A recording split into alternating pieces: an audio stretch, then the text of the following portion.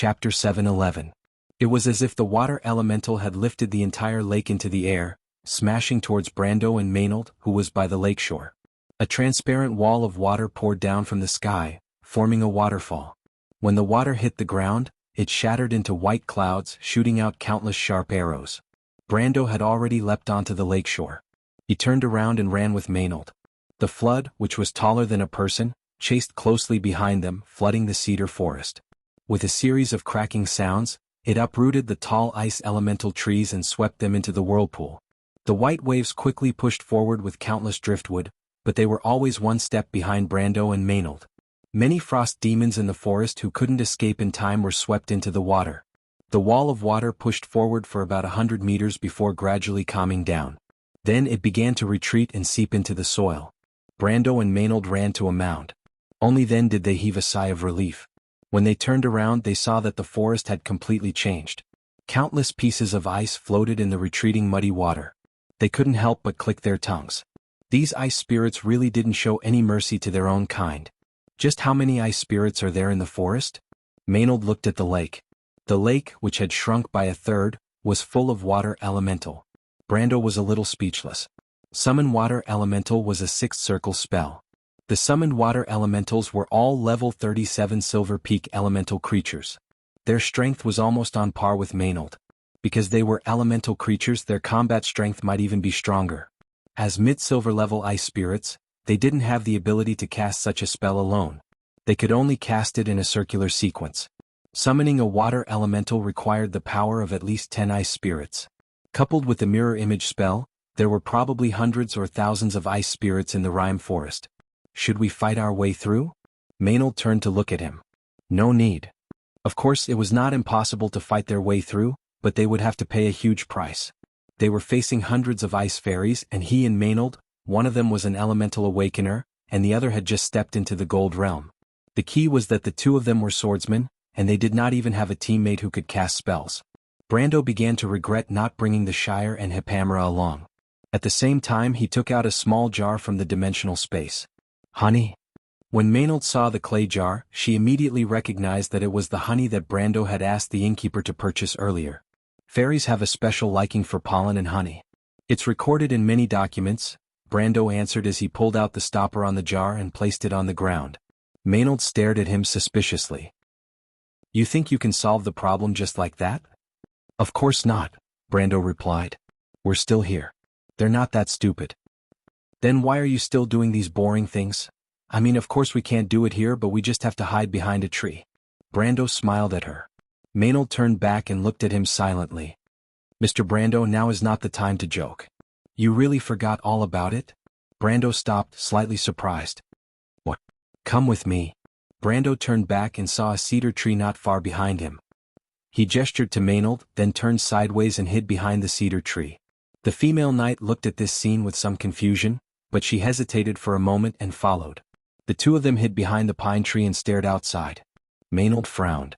She couldn't believe that Brando's clumsy plan would succeed. Anyone with a little intelligence would know that this was a trap. However, not long after, a small dot of light flew out from the surface of the lake. It looked a little like the light spirit she had seen in Trendheim, but it was smaller and had 2 pairs of fey wings as thin as a cicada's. She slowly flew over and landed next to the honey jar. She put her hands on the edge of the jar, raised her head and sniffed with her small nose. Her face quickly showed a look of surprise. Then Maynard saw a ball of light rise from her hand. She opened her palm, moved forward, and threw the ball of light into the jar. What is she doing? She frowned and asked. That's fairy magic. She's testing for poison. Brando replied softly. He looked back at Maynard and said, You really have forgotten a lot of things. My dream is originally fragmented. I can only remember some important outlines. I can't even tell the time before and after. Some details are often lost before I wake up. The female knight replied quietly, Sometimes, I have to use my waking time to read some information to make up for the knowledge in my dream.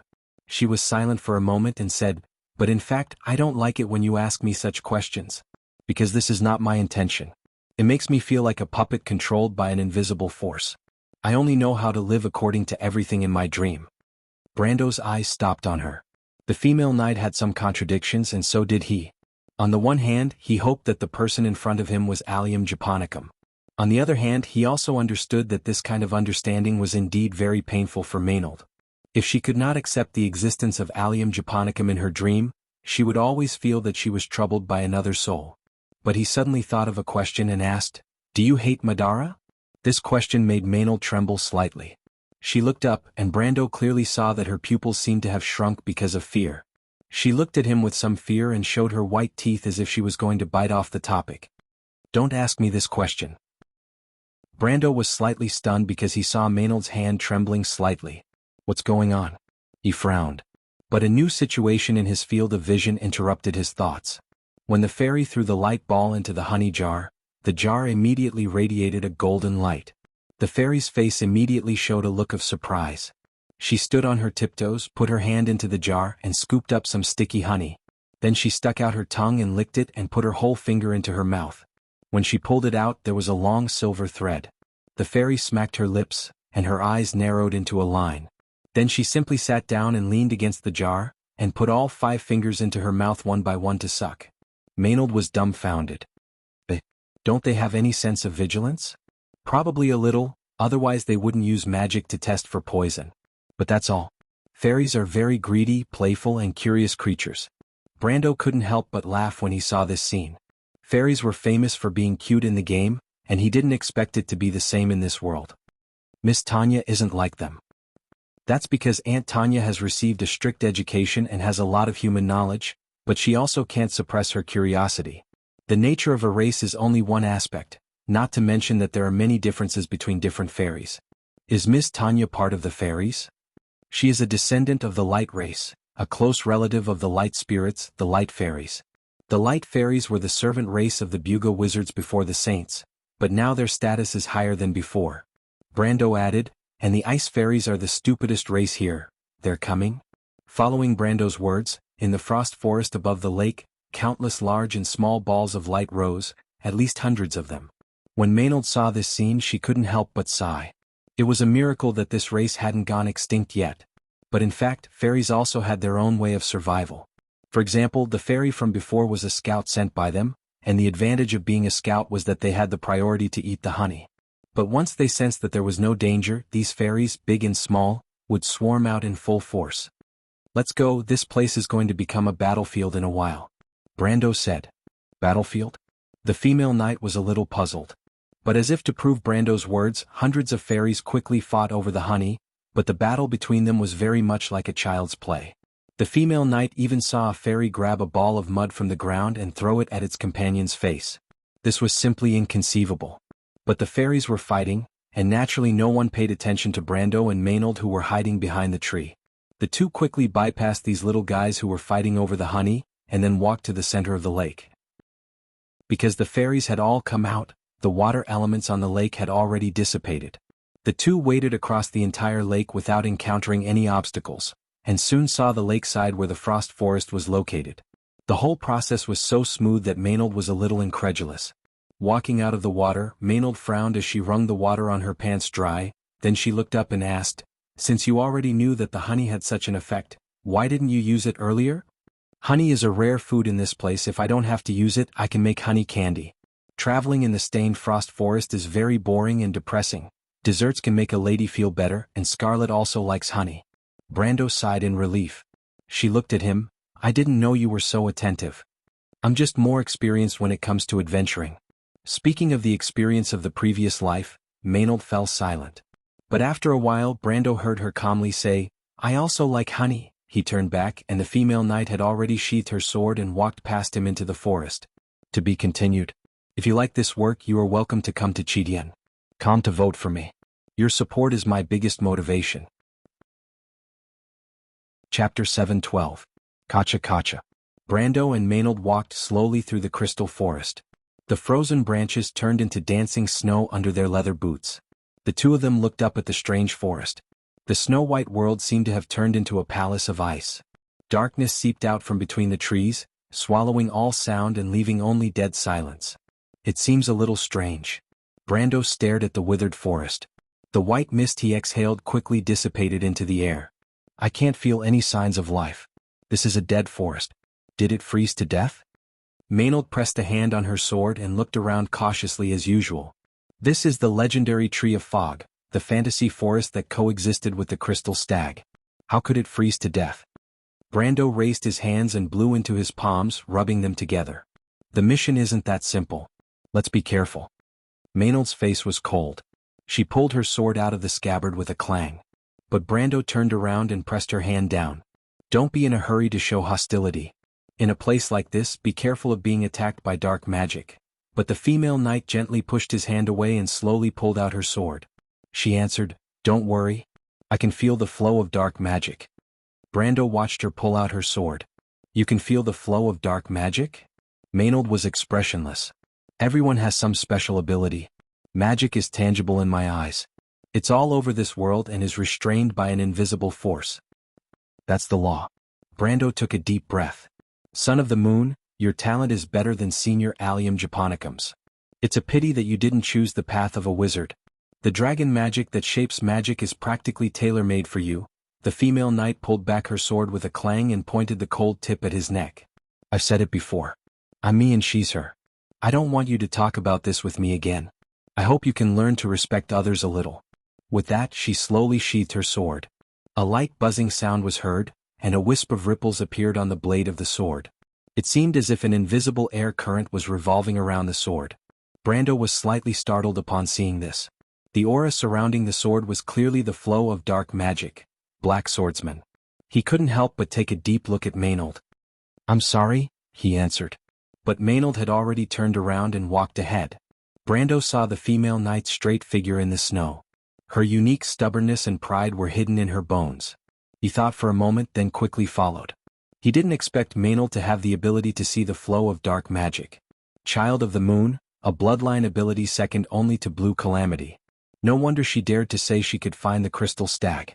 The flow of dark magic was tangible in her eyes. The river of magic in the forest was like a real river to her. The two of them walked slowly in the forest for a while, passing through the deathly still forest paths. The Rime forest wasn't very big, but it gave Brando a very strange feeling. Because he had Firefly with him, he also had the dark detection attribute. But for some reason he always felt that the magic in the forest was sometimes strong and sometimes weak. It was erratic. Finally, he opened his mouth and asked, "Which direction do you feel the magic flowing in?" "I don't know." Maynard's answer was very simple. "What?" Brando thought the female knight was joking, but when he turned around he saw Maynard's serious face. "The magic in this forest seems to have completely disappeared, but it's not the kind of dead silence. It seems like it once flowed through these withered paths. The female knight pointed at the paths in the forest. "But now there are only withered traces left." "What, you're saying that the magic in this forest is drying up, or has already dried up?" Brando looked at Maynard in disbelief.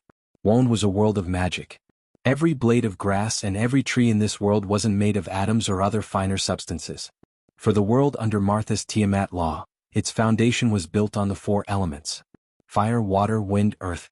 As for light and darkness, they weren't elements themselves. They were just a manifestation of energy. The four elf kings followed their agreement with Martha and continued to build the Wuxia's edge at the borders of the world. The entire world was built on this foundation. But below the elements, the world of Wuxia had another source of power, dark magic. Whether it was the elements or the law, they were just the bricks and blueprints of this world. But the foundation of the entire world was magic. Without magic, this world wouldn't exist, or it would be dead. Just like this forest, it would wither and die, eventually turning into dust. But this assumption didn't exist, because the entire world floated on the sea of magic. Magic filled every part of the world, and there was absolutely no natural black hole area. Unless there was some man-made reason. Brando thought of this and suddenly reacted. "Wait, you mean there's something in the center of the forest?" He narrowed his eyes, picked up the scabbard of Haurangaya, and then pulled out the dark blade. But at this moment, a pile of ice chips suddenly fell from the tree trunk above them. Brando was slightly startled and subconsciously raised his head vigilantly. Then he saw an ice fairy about 2 or 3 inches tall with 2 pairs of ice crystal wings standing there, looking at them with the same vigilant expression. "Who are you? Stop right now." The fairy girl stood on the tree trunk and shouted at them in a righteous tone. "Who are you?" Brando was stunned. He didn't expect there to be a fairy in the forest. This was different from what the strategy guide said. "Aren't you going to go grab the honey?" The fairy girl looked visibly shaken, but she quickly wiped her mouth. I'm different from those idiots. I'm a guard of the Forbidden Land. Guarding this place is my promise to Master Malurcha. I won't be shaken by a little benefit. Interesting. Brando couldn't help but be interested. He'd never seen such a special fairy before. You mean you won't let us in? Of course. The fairy girl jumped down from the tree and floated not far in front of the two of them. She patted her small chest and answered with a serious expression. Listen up, unless you step over my dead body, I won't let you in. Everyone has to be responsible for their words. Before Brando could speak, Maynard had already raised her long sword with a click. She took a step back and lowered her center of gravity. She was already in a military swordsmanship stance. Since that's the case, let's use our swords to speak. Wait. Brando didn't want to make a move right off the bat. This situation that was different from what was in the strategy guide could only mean that there might be more to this mission. But just as he was about to press down on Maynard's shoulder, the female knight was more decisive than Brando thought. Her figure flashed and she was already shooting an arrow at the little fairy, making Brando grab empty air. Maynard. Ah. The fairy girl was also shocked by Maynard's staunchness. But she quickly raised both her hands and chanted in a shrill voice, Azure Dragon, grant me the blade of dismemberment. She pointed forward, and 3 circular circles with a diameter of nearly 2 meters appeared behind her. The 3 runes Vir, Or, and Meme flashed on the circles one after another. It was a high-level spell. Brando was shocked. This was no ordinary ice fairy, it was a fairy summoner. A large number of shards of blue ice crystals that were as bright as blades appeared behind the fairy and hung in the air. Tack blizzard. Maynard, come back. A gust of wind swept out from behind the fairy girl, forming a terrible ice crystal storm in the direction of her outstretched hand. Countless blade-like ice shards spun in front of her face, breaking countless trees with a whoosh. Maynard was almost instantly caught in the gust of wind. Normal people would choose to protect themselves and temporarily avoid danger in such a situation, but the female knight had her own staunchness. She clenched her teeth and crossed her arms in front of her. With a crash, the flying snowflakes immediately froze into a thick layer of icicles. At the same time, the flying ice crystals instantly cut her arms and flew backwards, leaving behind a long trail of blood. The Erewhon military uniform on Maynard's arms were torn into countless strips of cloth. But she still moved forward, stomping heavily on the snow and then leaping forward like an arrow. At that moment, the fairy girl could not help but widen her eyes because she had already seen Maynard in front of her. The female knight gritted her teeth, the burning fighting spirit in her eyes was so hot that it was almost about to spit fire. Her black hair fluttering wildly in the wind, Maynard separated her almost frozen arms and then punched the fairy girl, sending her flying like a meteor. Brando watched dumbfounded as the fairy flew out and hit the snow on the ground. Like a ball of yarn, she bounced and rolled on the ground a few times before coming to a stop. Woo, it hurts, mommy, the fairy girl groaned in pain. She was actually beaten to tears. She got up and sat on the ground, wailing loudly. Her crying was so miserable that Brando, who was watching from the side, felt a little embarrassed. But when he turned his head to look at Maynard, he saw the woman who looked like a senior coldly wiping her hand on her arm. The icicles that were almost frozen to her skin fell with a splash of blood. Brando could not help but hiss softly in his heart. He did not know whether this woman could feel pain or not, but he felt a little pain just by looking at her. Okay, let's continue. Maynard looked up and said to Brando, Don't tell me you're venting all your anger at me on her? Brando could not help but ask. The female knight stopped, looked at him and replied indifferently, I'm not as bored as you. With that, she put away her sword and continued to walk forward. But it was at this time that the fairy girl, who was still crying sadly, got up from the ground again. While sobbing, she raised her hands with a bruised nose and swollen face. I said you're not allowed to go over, she whimpered in reply. Brando and Maynard stopped in their tracks and looked at this strange fairy. To be continued. If you like this work, you are welcome to come to Chidian. Come to vote for me. Your support is my biggest motivation. Chapter 7:13. What's going on? Brando pursed his lips and grabbed Maynard, who was about to step forward. He suddenly calmed down and felt that he had grasped something. He whispered, Wait a minute. Ice fairies are a very timid species. They have always been insulated from battle. At most, they would dare to use spells to play tricks on adventurers from afar. That's strange. The female knight struggled a little, but when she heard Brando's words she stepped on the snow and could not help but stop.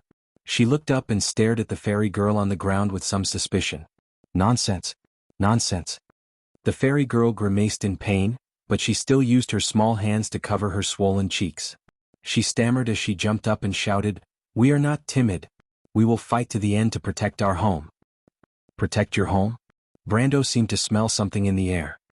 He narrowed his eyes and gently placed Haurangaya on the ground. "Little one, you seem to be hiding some secret. I won't tell you. You didn't say no, but you said you won't tell me. That means there is indeed a secret. You?" The fairy was obviously angry. She stretched out her hands and shouted, "I am the daughter of the north wind, the sleeping dragon Calatris." 7 huge circles spread out with her palms as the center. As if accompanied by a low beast-like growl, an icicle pierced out from the center of the circle and refracted in mid-air towards Brando. 7-circle ice elemental spell. The sleeping dragon Calatris was the famous king of ice dragons. A spell created with its name would naturally not be simple. However, Brando did not even blink. He seemed to be motionless, waiting for the moment before the ice dragon hit him. He raised his left hand and grabbed the dragon's head. Then, with a gentle tug, the spell was directly torn to pieces. Ah! The fairy girl stared dumbfounded at the scene of ice shards flying all over the sky. She couldn't help but open her mouth slightly. She probably never dreamed that someone could break a spell into its most primitive state with their bare hands. This simply overturned everything she knew. Your magic is useless against me, little one." Brendel rubbed his left hand, and the ice shards in his palm turned into snow and fell to the ground. "Alright, I let you attack once. Out of courtesy, now it's your turn to answer my question. Let me ask you, what's going on with the magic in this forest?" But the fairy girl's face immediately paled. She looked at Brando in shock. How did you know?" Her expression made Maynard beside her shake her head. She was indeed an idiot. "All right, I also know that Lord Malurcha is the protector of this forest, the crystal." At that moment, he felt as if something was spying on him. To eat? Of course not. This answer was a little funny, but Brando couldn't laugh. For some reason he suddenly felt a certain aura in the air become active. But it wasn't the fluctuation of magic. It was the blood of God in his body that was restless. He felt a little anxious. "I just want to know what's going on in this forest." "I won't tell you." Her answer was resolute and decisive. "That's okay. Let me guess. This has something to do with the Lord Malurcha you speak of. Be careful." Brando suddenly turned his head and pushed Maynard away. A black shadow flew between the two of them and crashed into the tree of fog on the other side of the path. With a series of cracking sounds, countless crystallized trees snapped, allowing that thing to open a path through the dense forest. This speed. Brando sucked in a breath of cold air. He realized that even with his perception he couldn't capture the other's movements. If it wasn't for the blood of God suddenly throbbing, allowing him to react in the nick of time and push Maynard away. Otherwise, the female knight would probably have been seriously injured by now. But what exactly was that thing? The crystal stag couldn't possibly have this kind of speed. Before this, he'd only seen this kind of speed on beings at the level of Nicholas and Veronica and above. At this time, Maynard also climbed up from the ground. She shook off the ice shards on her body and looked in that direction with the same cautious expression. Rustling sounds came from the pitch-black forest. Then Brando saw a pair of snow-white hooves, then long antlers and then a pair of crimson eyes. That definitely wasn't the crystal stag. Brando's impression of the crystal stag was noble and elegant, the most beautiful creature in the stained frost forest. It was called the crystal stag because its entire body was snow-white. The crystallized bone plates on its shoulders, legs, antlers, and back made it look like a beautiful creature carved out of crystal. But right now Brando couldn't believe his eyes. The creature he saw really did look like a deer. But half of its head, back, and legs were dripping with black liquid. The crystal bone plates had long been damaged beyond repair. Some pitch-black smoke was rising from the wounds all over its body. The most terrifying thing was its pair of crimson eyes. There wasn't a trace of a normal beast's expression in them, only endless rage and desire. The monster faced Brando and stared at him, breathing heavily from its nostrils. Brando couldn't help but frown because at that moment, he heard a low voice say to him in his head, "Get out. Get out, human." This is demonization. How can it be so heavily tainted by magic? Brando was stunned. This was no longer the crystal stag, but a monster completely controlled by dark magic. The disgusting black smoke that flowed around its body was actually a substantial amount of dark magic. Human, get out. Master Malurcha. At that moment, the fairy girl on the side suddenly screamed. She flew towards the monster anxiously, but as soon as she took off, Brando suddenly rushed to her side and knocked her down with a swing of his sword. Brando put down Haurangaya's wide blade and stopped her. He said coldly, "If you don't want to die, stay here." "I don't believe you, human," the fairy girl said loudly. Then she climbed up and tried to flap her wings and fly again. This time, Brando didn't have time to waste with her. He turned around and slapped her into the snow with the back of his sword.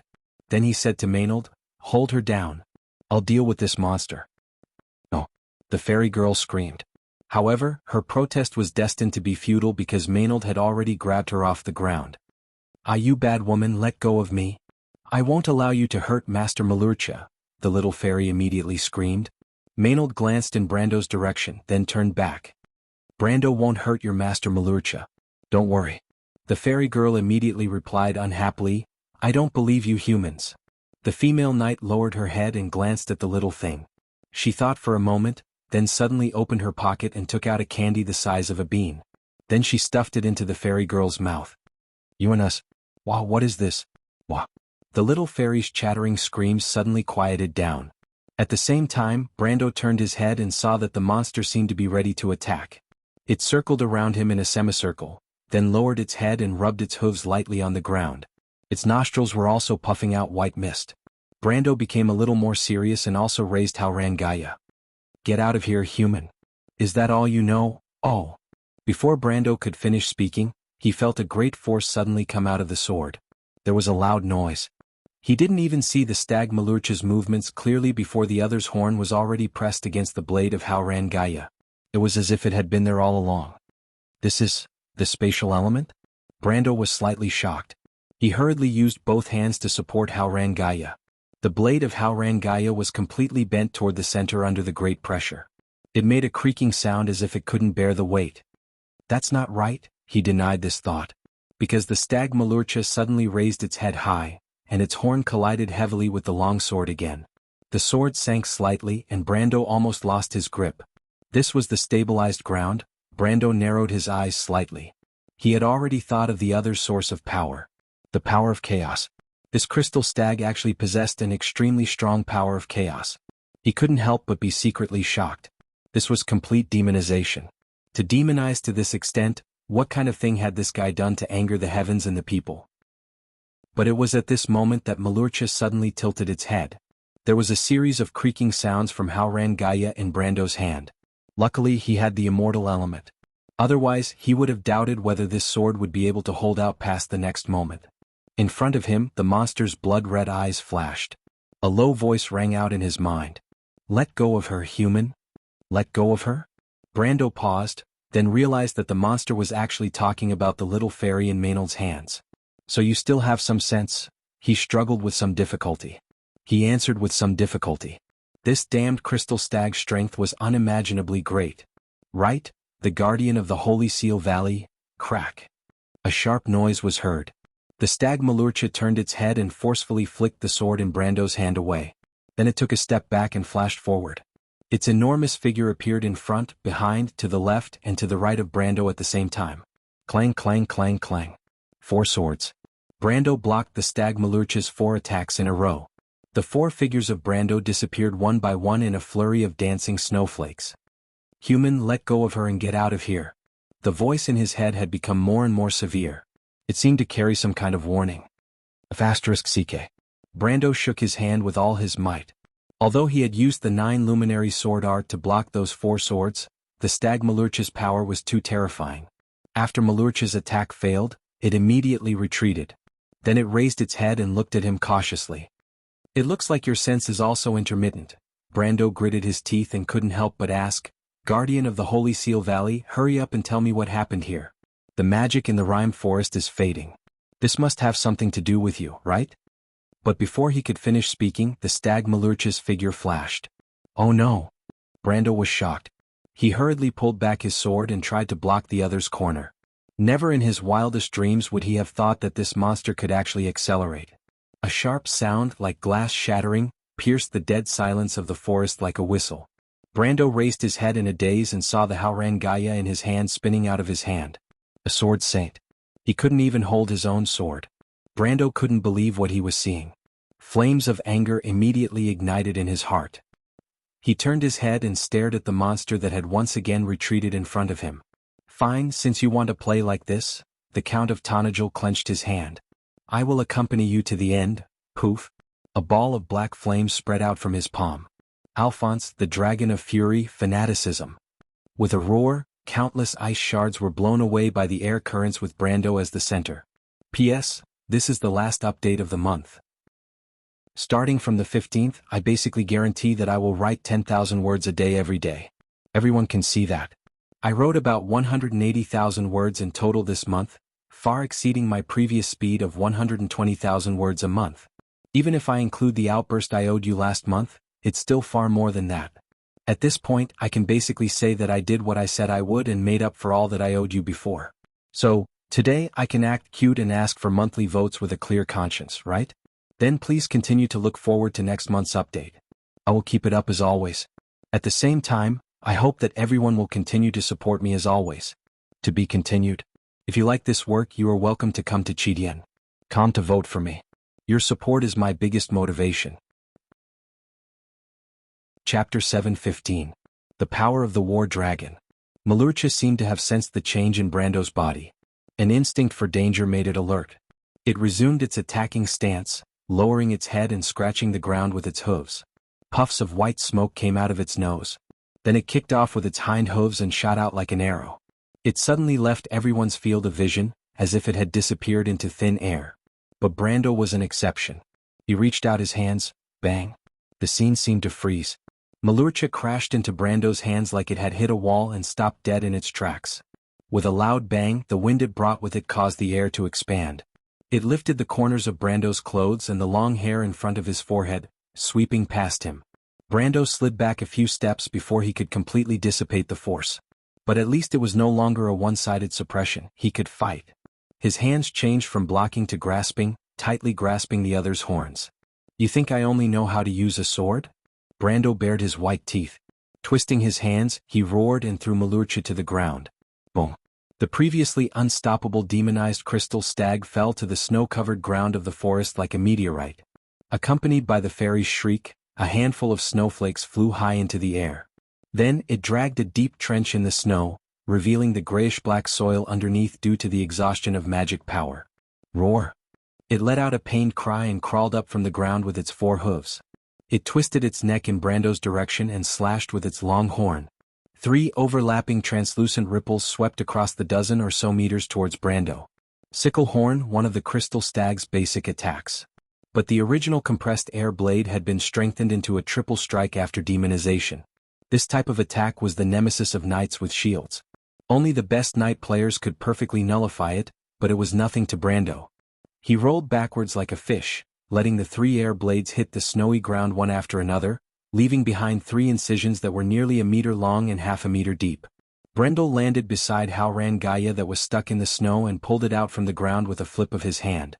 Failing to hit its target, the stag Malucha immediately raised its upper body and lifted its front hooves off the ground. Earthquake. When Brando saw this move, he couldn't help but want to kill someone. This was one of the ultimate moves that heavy cloven-hoof creatures had to have, but the crystal stag was definitely not a heavy cloven-hoof creature in Wond. At most, it was a large creature, and this wasn't a skill that it should have, but now it had been added because of its demonization. But whether he liked it or not, Malucha stomped his hooves down heavily. With a loud bang, Brando saw that the map it had stepped on instantly caved in. Then, a visible ripple spread in all directions, followed by another and then a third. Because he wasn't prepared beforehand, Brando had to rely on his own reflexes to dodge the shockwave. He pushed off with his hands and leaped high into the air, trying to approach Malucha from the air.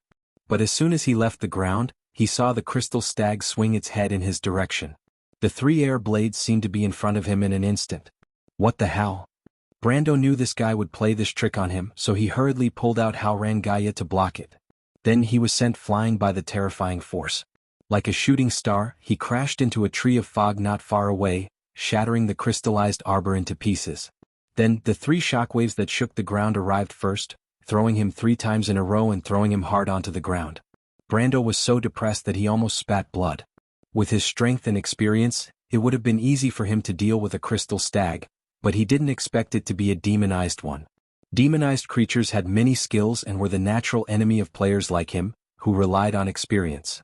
He spat out a few mouthfuls of snow and dirt and got up, but Malucha clearly didn't plan on letting him go.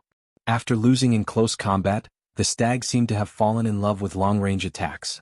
It swung its long horn, and 3 air blades that were perpendicular to the ground flew towards Brando. The 3 air blades plowed through the ground like claws, kicking up ice and dirt in their path and leaving 3 deep claw marks. Not far away, Maynard, who was holding down the fairy girl, saw this scene and couldn't help but frown slightly. But when she looked down at the little captive in her hands, she found that the latter had a worried expression. "It seems like you're worried about something?" she asked. The fairy girl trembled and quickly put on a straight face. "No, no. If that's the case, this crystal stag's demonization isn't without a price. It's draining its life force, isn't it?" Maynard thought for a moment and seemed to understand the connection. No. You don't need to answer, little guy." She raised her head and said to Brando, "Brando, stall for time, it can't hold on for much longer." "Despicable," the little fairy shrieked. But Brando didn't want to stall for time at all, even though he could see that something was wrong with the stag. The black smoke around it seemed to be getting thicker and thicker. He suddenly realized that the stag was suppressing its demonization. If that was the case, then it would be easy to deal with. Seeing the 3 air blades fly forward, Brando flicked the Haurangaya upwards. "Rise up, Earth's resonance." With a cracking sound, a row of sharp rocks stretched out from the ground like fangs, blocking the front of the horn-sized air blades. The translucent ripples swept through the forest path with a whoosh, but when they hit the rocks, they shattered into pieces along with the hard rocks. A cloud of dust and debris exploded. The demonized crystal stag Malucha raised its head in confusion because it realized that it had lost track of its opponent. Until an explosive shout sounded above its head. "Where are you looking, little dear?" Malucha instinctively raised its head, but all it saw was a white light falling from the sky, slashing towards the center of its head. "Flash strike sword art, don't!" The young fairy screamed shrilly. She couldn't help but close her eyes, afraid to see blood splatter. But the scene she imagined didn't happen, because a black veil of light suddenly appeared on Malucha's head. Brando's Haurangaya slashed at the black veil of light and then bounced back. Brando paused slightly and stepped back. Then he saw that the demonized crystal stag's head was only left with a faint line of blood. The Shield of Chaos was a common skill that most powerful demonized creatures had. It consumed dark magic at the cost of negating most types of attacks. Except for holy attacks. Damn demonized state. Brando couldn't help but curse in his heart. Then he immediately saw the line of blood on Malucha's head close in an instant, gradually disappearing, and then turning into a faint mark. This was the elemental power that the crystal stag should have, the healing power that came from the water element. But after Malucha used this power, the dark color on its body deepened. Brando saw this and stopped. "If you keep fighting with me, you won't be able to suppress the dark magic on your body. You want to protect this forest, don't you? You want to protect those stupid little fairies. But if you keep going like this, you'll become a mindless monster." He spoke gently and looked at the other with some concern, trying to establish communication with the other in this way. The demonized Malucha shook its head, but the blood red in its eyes immediately grew brighter. "Get out, human. Get out of here, this isn't a place you should be."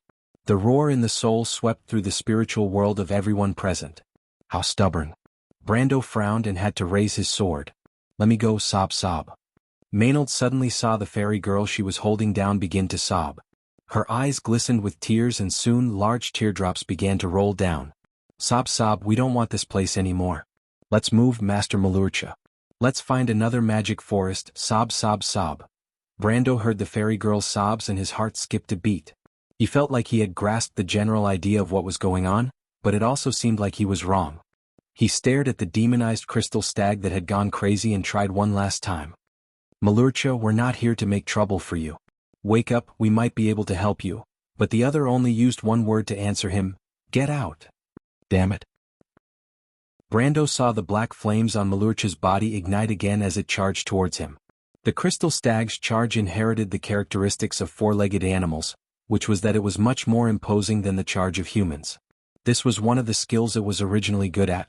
But the better it was at it, the more familiar Brando was with it. He dodged to the side and then held his sword with both hands. He rounded his arms and slashed at the antlers of the demonized crystal stag. There was an ear-piercing sound like metal clashing together. Malurcha's head and Brando's sword both moved to the side.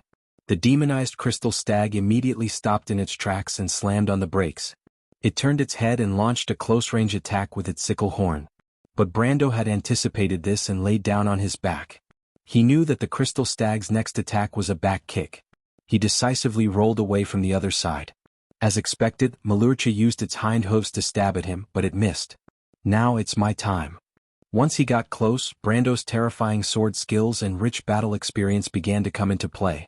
Malurcha immediately realized that it seemed to have fallen into a large net. It hadn't even prepared to attack, but Brando had already prepared a full set of counterattacks for it. Sliver's invention of attacking the blind spot from the back. Keyuan's discovery of weak points at the back of the neck and shoulder blades under the horns. Lai Yan's swaying left and right tactics. These tactics tailor-made for the crystal stag had come to this world over a span of tens or even hundreds of years in the game. As the first demonized crystal stag to enjoy the full set of these tactics, Morocha finally understood what it meant to be a cheat. Finally, with a loud bang, the Haoran Gaia hit the side of its neck heavily. Although there was a flash of black light, it was still swept away. The flesh on its neck curled up and blue blood flowed out in a pool. The blood dripped onto the ground and immediately formed crystallized blood as beautiful as sapphires. The fairy girl's crying stopped abruptly. She opened her mouth slightly and looked at the scene with a pale face. It was as if she was about to die. Malurcha's four hooves struggled futilely in the snow. But the continuous battle and the suppression of the dark magic had already used up too much of its strength. It cried out angrily but couldn't stand up. To be continued. If you like this work, you are welcome to come to Chidian. Come to vote for me. Your support is my biggest motivation. Chapter 7:16. The crystallized blood, glowing with a faint blue light, flashed on the snowy ground not far away. The young fairy girl in Maynard's hands hung her head like she was dead, her slender shoulders trembling slightly. In reality, the mission to get the crystallized blood could be finished now. But there was still a problem. Brando wasn't sure if the crystallized blood of the demonized creature counted. The strangeness of this forest also piqued his curiosity. He knew that there were some hidden missions in the Ambersword game in the past. It was hard to say if this one counted, but there was no harm in trying. He looked at the demonized crystal stag struggling on the ground, a little confused.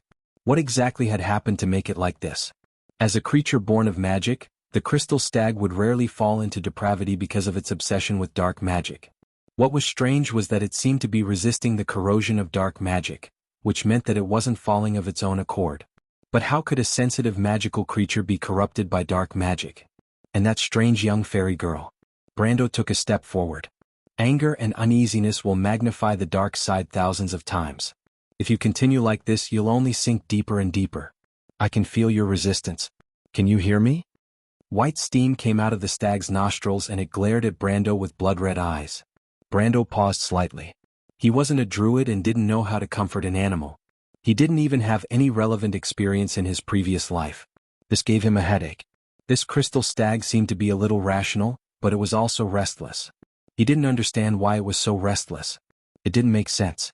Even if a demonized creature was demonized, it would only become like the black wolves in the Black Forest, filled with hatred and murderous intent toward civilization. This hatred was cold and definitely not restless. But what he felt from Malurcha was restlessness and anxiety. It seemed to be eager to chase them away. He hesitated and tried to put his hand on Malurcha's neck. But at this moment, a murderous intent flashed through the demonized crystal stag's eyes. It seemed to have been waiting for this moment.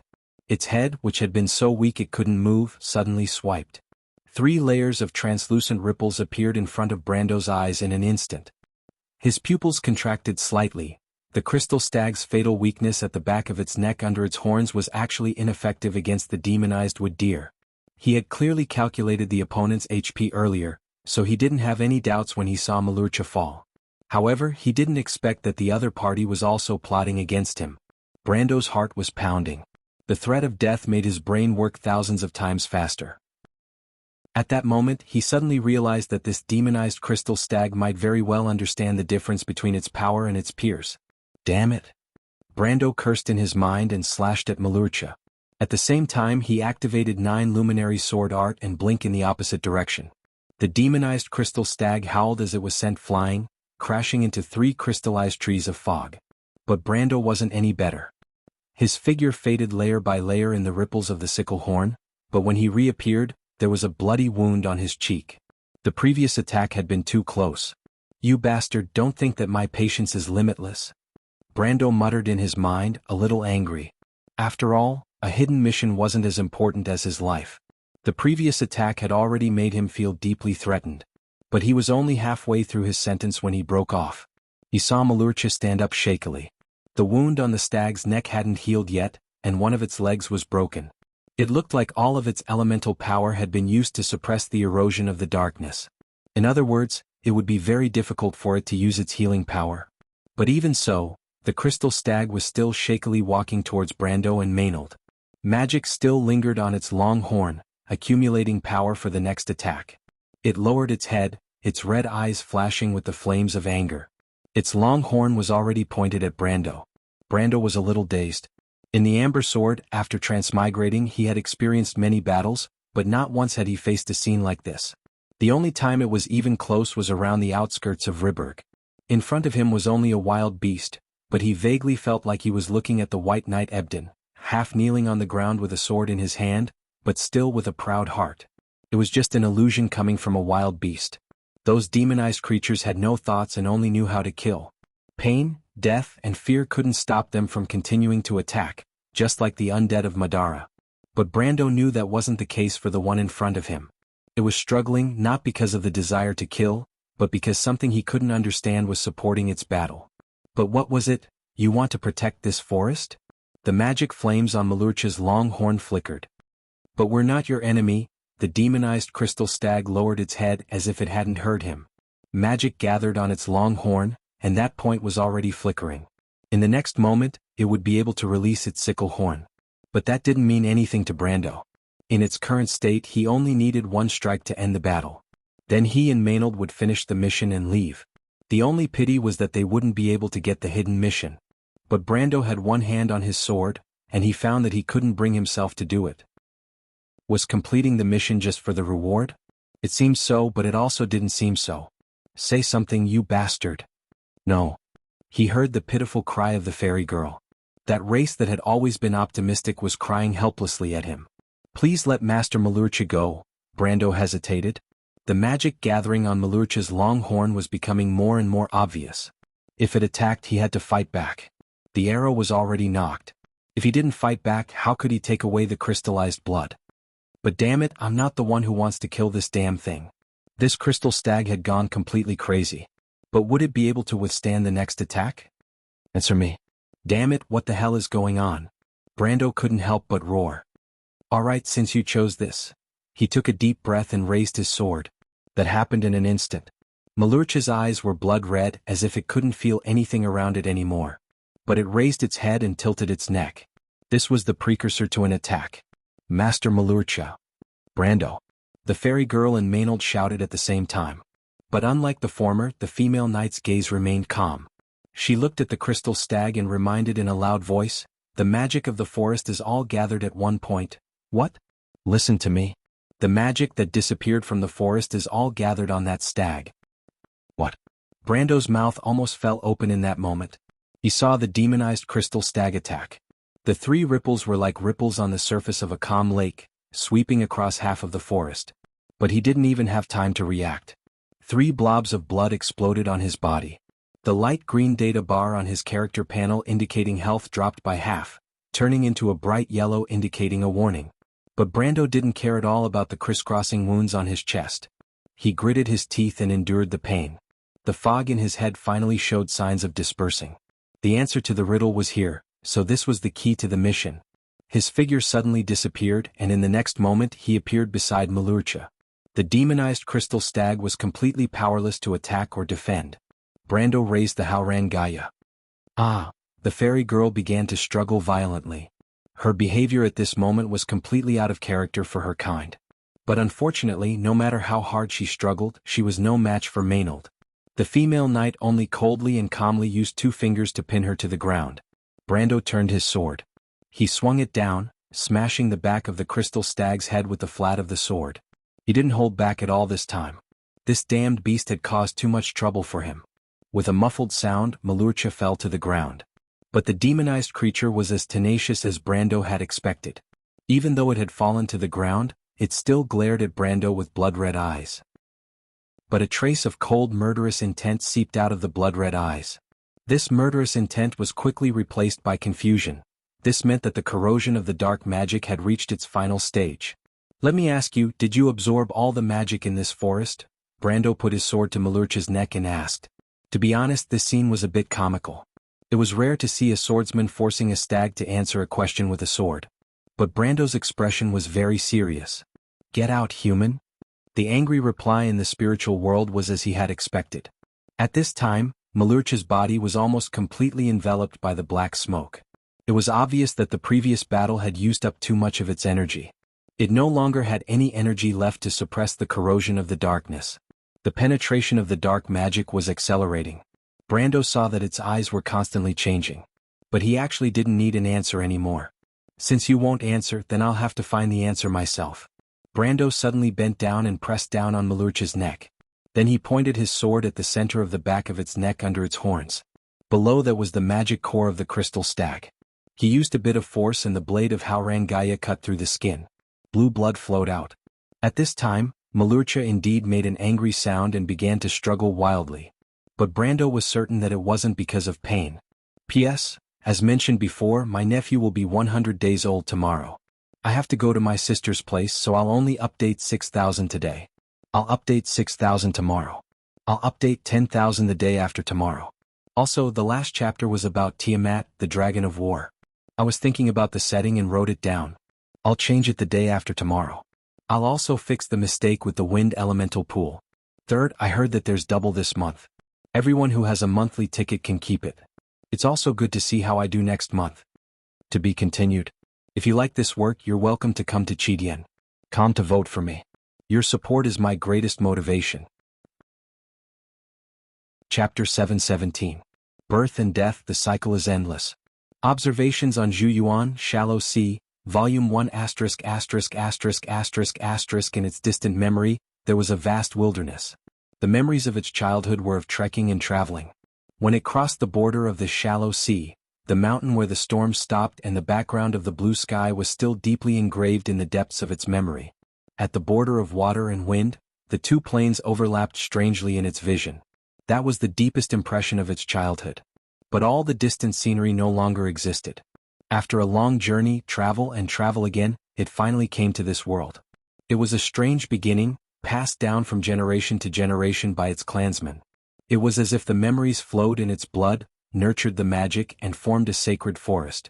In the distant dark ages, the gentle magic power attracted the creatures in the darkness. Frost demons, weeping demons, dead spirits. In order to protect this forest, it fought against them. Just like that, the continuous battle seemed to have gone on for many years.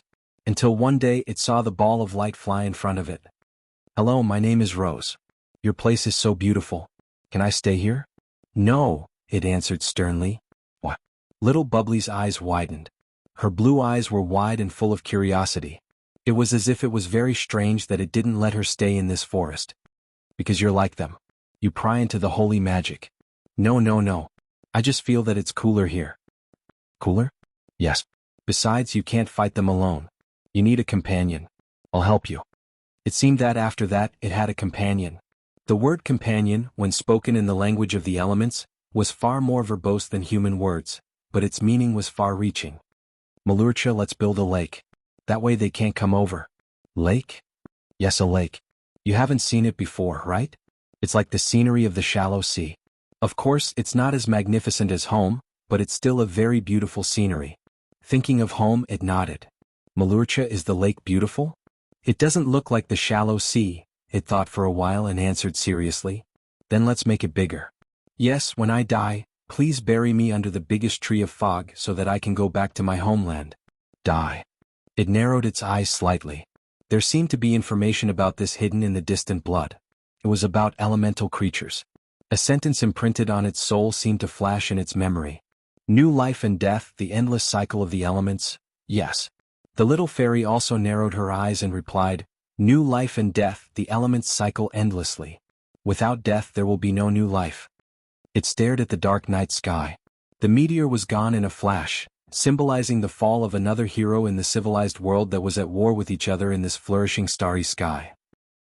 The war between mortals had begun 137 years ago and would last for 300 years. It would end 12 years later, the prophecy said. Buried in the soil in the middle of the forest, a glowing bud bloomed the next year, and then it slowly bore fruit. 2 new lives were born from the fruit. They were the continuation of Rose's life. They were called Mia and Dice. Fairies were always born with names. It was a strange thing. Then there were more and more fairies. The forest became more and more lively and prosperous day by day. But every night after that, it looked at the lush starry sky and always remembered that sentence. "Malurcha, let's build a lake. That way they can't come over." On the shore of the Silver Lake, the frost demons in the dark didn't dare to cross the surface of the lake as expected. The war in the human world finally ended 130 years ago. Malurcha looked up at the night sky. A meteor flashed by. The last hero of the civilized world, Saint Tassel, had finally finished the last journey of her life. The world suddenly became unfamiliar. The magic core was the source of life for a demonized creature. But for a creature like the crystal stag that was in harmony with magic, it was only the core of its power. A demonized creature that had lost its magic core would immediately turn into ashes. But for Malurcha at most, its power would only fade back to its youth. Brando quickly saw the crystal prism-like existence. It was embedded in Malurcha's spine. As soon as Brando saw it, he couldn't help but narrow his eyes. The magic core of a healthy crystal stag should contain a blue color like the sea inside the crystal. It was like their homeland, the shallow sea. That was the most beautiful place in the water elemental world. But what he saw was a crystal as black as ink. The corrosion of magic was so severe. Brando couldn't help but hold his breath. The world of Wand was built on a sea of magic. Most of the power that mortals came into contact with originated from dark magic. But Martha set down the law of Tiamat and used the power of the rules to restrain these wild, dark forces, making them docile and peaceful. This was a gift from Mother. But there were some who didn't accept this gift. Astrologers pursued the path of the people of God, like sages who cut through the thorns in the darkness. Like the god they worshipped, the goddess of the abyss Helene, they turned the dark magic into a mirror and sought to see through the fog of the future at the cost of blindness. The darkness eroded their bodies and minds, but they remained steadfast. The witches went one step further than the astrologers. The ancestors of the 12 witches swore to conquer the power of darkness. Their descendants followed this oath. But insanity, coldness, eccentricity, and capriciousness followed them throughout their lives. Because of this and because of their status as followers of the Dark Dragon, they were spurned by the entire continent. There were also those who walked in the shadows. Cultists, devil worshippers, lunatics, and murderers. They worshipped dark magic and didn't hesitate to sacrifice themselves to please those dark, evil beings. These were cripples of the dark side of civilization, but no one denied their existence. Dark magic was like a potent poison. The damage it caused to anyone was irreversible. Brando felt as if he had seen the answer to a riddle. He gently reached out his hand toward the magic core. An electric feeling swept through his body. "Humans, stop!" A gentle voice, completely different from the manic and furious voice from before, sounded in Brando's mind. "Guardian of the Forest of the Holy Seal, you know what I'm doing." Brando's hand paused for a moment, then he answered softly, "Have you seen what this forest looks like? You've driven the dark magic out, but it won't help." The voice didn't answer him directly. Instead it said, "On the contrary, you'll regret your actions." "I need to know the reason." Brando asked, "If you don't give up this magic core, you'll be assimilated by the dark magic and become a monster. This forest has already begun to wither. The dark magic will erode everything, including your fairy companions." The voice fell silent. After a while it spoke again, "No, the forest will never wither. Everything you said will not happen, human. You haven't seen the shallow sea, you won't understand how great nature is." "The shallow sea?" Malurcha paused. It was covered in bruises and its body was already dying. A trace of exhaustion appeared in its blood-red eyes, but they burned with a burning flame. "Human, I know what you want. You can take the crystallized blood. But please leave this forest. This forest doesn't belong to anyone. It only belongs to history, to the fairies who have witnessed everything in the past." Brando didn't understand what it said, but he glanced at the specks of crystal blood on the ground, then glanced at Maynard not far away. The female knight looked at the little fairy in her hand. The little fairy was crying a mess. "Thank you for your generosity, guardian," Brando answered. "But I'm curious about your choice." There seemed to be a breeze blowing through the forest, rustling. Brittle branches snapped and fell. The forest was dying. Malurcha's body burned with black flames. The crystal stag lay there quietly as if remembering something. Brando saw its gaze. Over his shoulder, it looked at the magnificent night sky of the world of Wond. There were many constellations there, and many epics that belonged to mortals were written. "Why did you take the initiative to absorb the magic of the entire forest? Is it because the Holy Seal Valley is being corroded by dark magic?" "Pretty much as you guessed, human," the voice that was gradually weakening answered. "The forest is restless, and not just here. Dark magic is pouring out from under the entire world. The magic moon has become brighter than before, human." Brando didn't speak. He knew that Malurcha was talking about the great magic wave. "So you took the initiative to draw the dark magic into your body so that it wouldn't corrode the entire forest. But isn't it futile for you to do this? In the end, you will be turned into a puppet by the dark magic.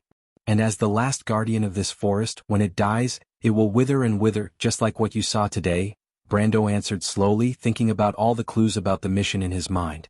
But his words were cut off. "That's because you haven't seen the shallow sea, human," Malurcha answered quietly. "That beautiful and magnificent sea surface at the boundary between wind and water. The tides on the sea rise and fall in an endless cycle. Just like our lives, your lives? Birth and death, an endless cycle. This is the fate of the elements." Brando suddenly understood. He stared at the crystal stag on the ground with some shock. When the old elemental died, new elemental creatures were born from its corpse. Generation after generation, this ancient knowledge was passed down. This was like a poem that originated from the ancient times. It was always echoing in the bloodline that was called inheritance. It was silent, but it was also majestic.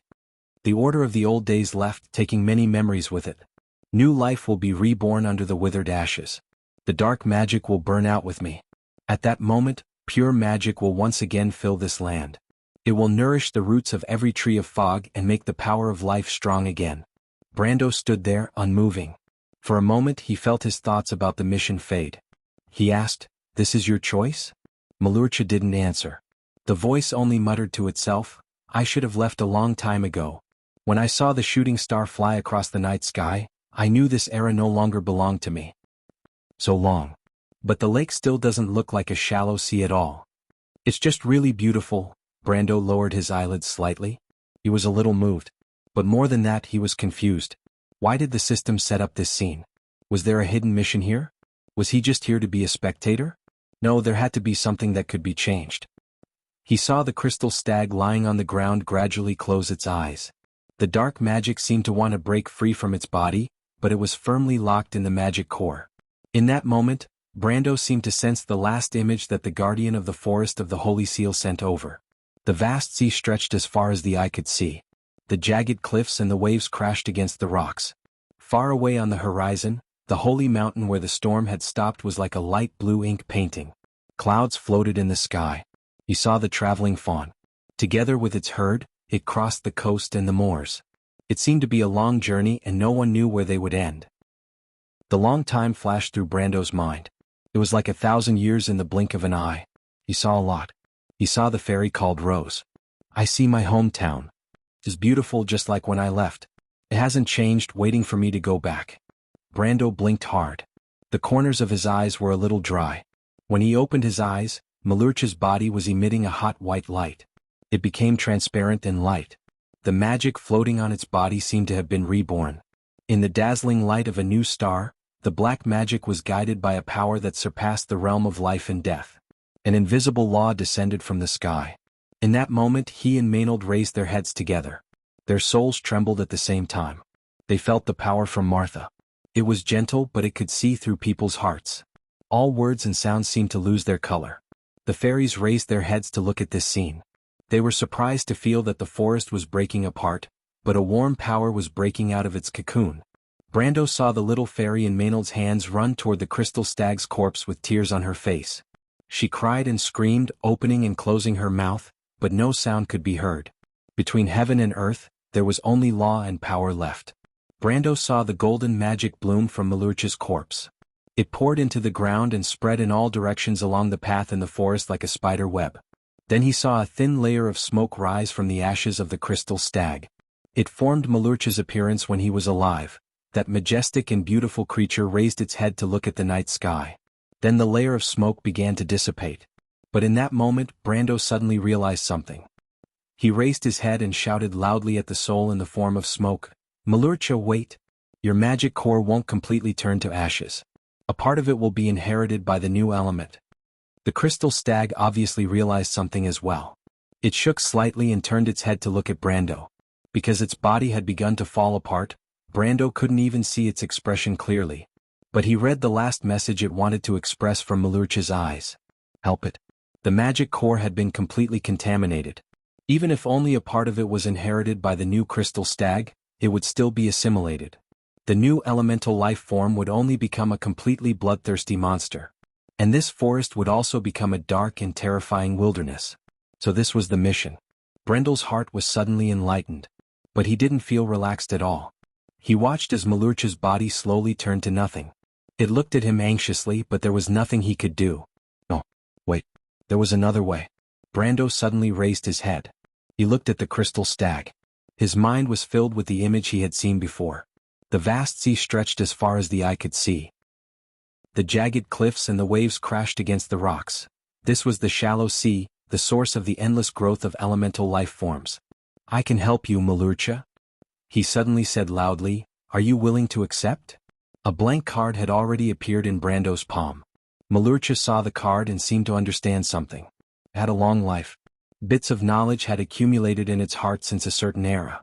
"Are you willing?" Brando roared angrily. The golden magic was filling the entire forest, but the black flames reignited from the center of the golden light. One man and one stag, they only had one last chance. "What do you plan to do, human?" This was the meaning in Malucha's gaze. "I'll use the dark magic as the source and seal you together with it. I'll use the rules of the card of fate to extract it from the magic core. Maybe I'll succeed." "How confident are you?" "I don't know," Malucha nodded slightly. A layer of dense smoke only left the area below its neck. Its entire body had already vanished into thin air, but its 4 hooves still stood upright on the ground. Brando took out the card of fate and showed it to Malucha's soul. "The Shire, help me calculate how much wealth is needed to seal the card this time." "Sir, can you calculate such a simple problem yourself?" The Shire's groggy voice came from the other end of the soul. He yawned. Clearly he didn't know what was going on here. "Cut the crap and tell me," Brando gritted his teeth and reprimanded. The Shire shuddered and finally reacted. Then sir, quickly unlock part of the seal's authority and let me see what kind of card you want to seal." Brando immediately did as he was told. The crystal stag. The Shire was slightly taken aback. "This thing is much stronger than the little princess from that day. Although its soul has already acknowledged it and can greatly reduce the cost of sealing it, it still needs to consume close to 1,000 wealth." Wait, what's this?" The Shire's voice was a little impatient. "Dark magic? Sir Leader, you want to extract it from here? This is the law of chaos. Its authority is no less than that of a planeswalker's. Are you sure you want to do this?" "I don't quite understand." "You don't need to understand." Brando was going crazy. Malucha's head was already faintly discernible. "Just tell me how much you need." "There's too much dark magic. That's already very little." Brando didn't yell out the rest of his sentence. Most of the dark magic had already been purified by Malucha and turned into the power of order. All right, I understand. It needs a total of 2,720 wealth." "That much?" "I already said."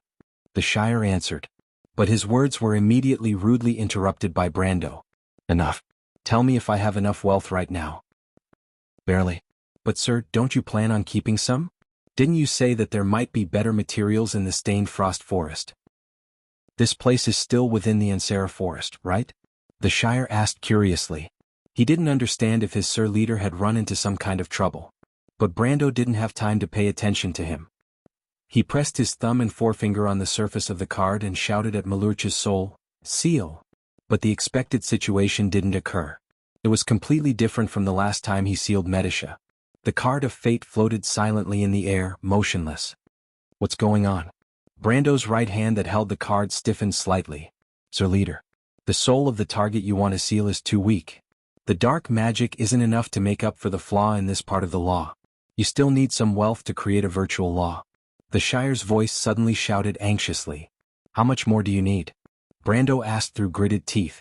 He was about to miss his last chance. Not enough. Brando's heart chilled, but at that moment the Shire suddenly cried out in surprise. Ah! There's new power being poured in. What's going on? The young wizard attendant obviously didn't understand what was going on. Brando didn't understand either because he only saw the blank card suddenly flash with silver light, and then explode like a flash bomb. A dazzling white light spread out in all directions. Brando narrowed his eyes slightly. After the light gradually dissipated, he saw a card wobbling down from the air. In the darkness but with a heart towards the light, Forever Song. The card fell into his hand. Song of Samsara Eversong Vi Light 4 Dark 4. Spell, pay 40 mana a night, to summon Malurcha the White Deer level, Farron Knight level, -10, into the field. When the White Deer leaves the field, choose 2 cards from the graveyard and shuffle them into the holder's deck. Maintain. Malurcha the White Deer will maintain until the next day's reset. Birth and death, endlessly growing and multiplying. Brando looked at the white deer depicted on the card and the sprite on its back. He was a little stunned for a moment. In that instant he understood what had happened. He looked up and saw the golden magic enveloping the entire forest. The withered trees of fog were collapsing in patches. But new branches and buds grew out of the ashes, quickly growing into a dense patch of small trees. A young crystal stag lay in the middle of these trees with its eyes half closed. The forest seemed to be protecting it. With a soft hum, Brando saw a pale green panel jump out in front of him. Mission. Elemental activation completed, perfect completion. Mission. Song of the Shallow Sea completed, perfect completion. P.S. We agreed on 6,000 words today. This chapter won't be divided into chapters. Just look at it this way. I'm so tired today. When I get home I have to go out to train again and then I have to rush back to write again. I really want to kill myself. To be continued. If you like this work you are welcome to come to Chidien.com to vote for me. Your support is my biggest motivation. Chapter 7:18. Elemental Activation. At that moment, Brando felt as if a fire had been ignited in the dark world of the soul. Golden flames burned in his pupils at the same time, and in his eyes, the world had changed. The crystallized trees that were gradually collapsing and turning into ashes, the paths in the woods, the rocks, and the snow seemed to be covered with a layer of silver lines. The lines bound energy and matter downwards. The lines of law intertwined, and in those blank and weak places, matter seemed to be fragile and would collapse at a touch. He picked up a stone and pressed it gently in a certain place. The stone turned into powder in his hand like moldy bread. This was a world dominated by laws. He had known this secret for a long time, but without elemental activation, it was difficult for mortals to truly understand the true meaning of this sentence. Just like how ordinary people could not understand the truth of the world, only when they crossed the threshold. Time, space, law, energy, randomness, one by one were born in the fire and presented in front of them. Only then could they understand that the essence of the world, even the magic power under the law of Tiamat, was not as mysterious as the world imagined. Everything he saw was formed by the law's binding magic power. This was the rule at the bottom of Wond.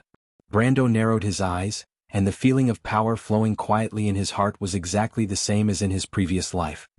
He raised his hand, which was also covered with a faint layer of law, but all these strange scenes gradually disappeared, and the world seemed to return to its original state in an instant. And then Brando saw his status panel begin to change. Human difficulty 20 years old. Power system, elemental domain, self-law, superior authority. After elemental activation, the power system was no longer simply divided into physical and curses, elemental and melee. In addition to the self-law that pursued one's own ultimate power, there were only 2 major systems of world law that explored the mysteries of the rules like wizards and elementalists. However, Brando saw an additional line of superior authority at the back, which made him slightly stunned. After elemental activation, the power system was marked with the most original power, and he immediately thought that this might be the power of a planeswalker. Then he continued to look down. The column of absolute power had also disappeared. After entering the elemental domain, power was closely related to the law, and the previous calculation method was no longer applicable. Then there was the description of the element itself. The originally simple description of the element had now been expanded into an entire column. Time and space. In the eyes of Hazer, time and space are concepts used to describe the state of existence of the world. If matter and energy did not exist, then time and space would collapse accordingly. But the concept often extends to the power of definition and imagination. It is the root of the law, the key to existence. When Brando saw this sentence, he couldn't help but be dumbfounded. Whether it was time or space, they were the highest level of elements. Along with Saint Tassol's wind element, Fanzin's light element, Gretel's fire element, and Eleranta's earth element, they were called the highest level of elements. People often believed that above the highest level of elemental elements was the power of existence. However, he did not expect that there would be mixed elements, which were known as conceptual elements.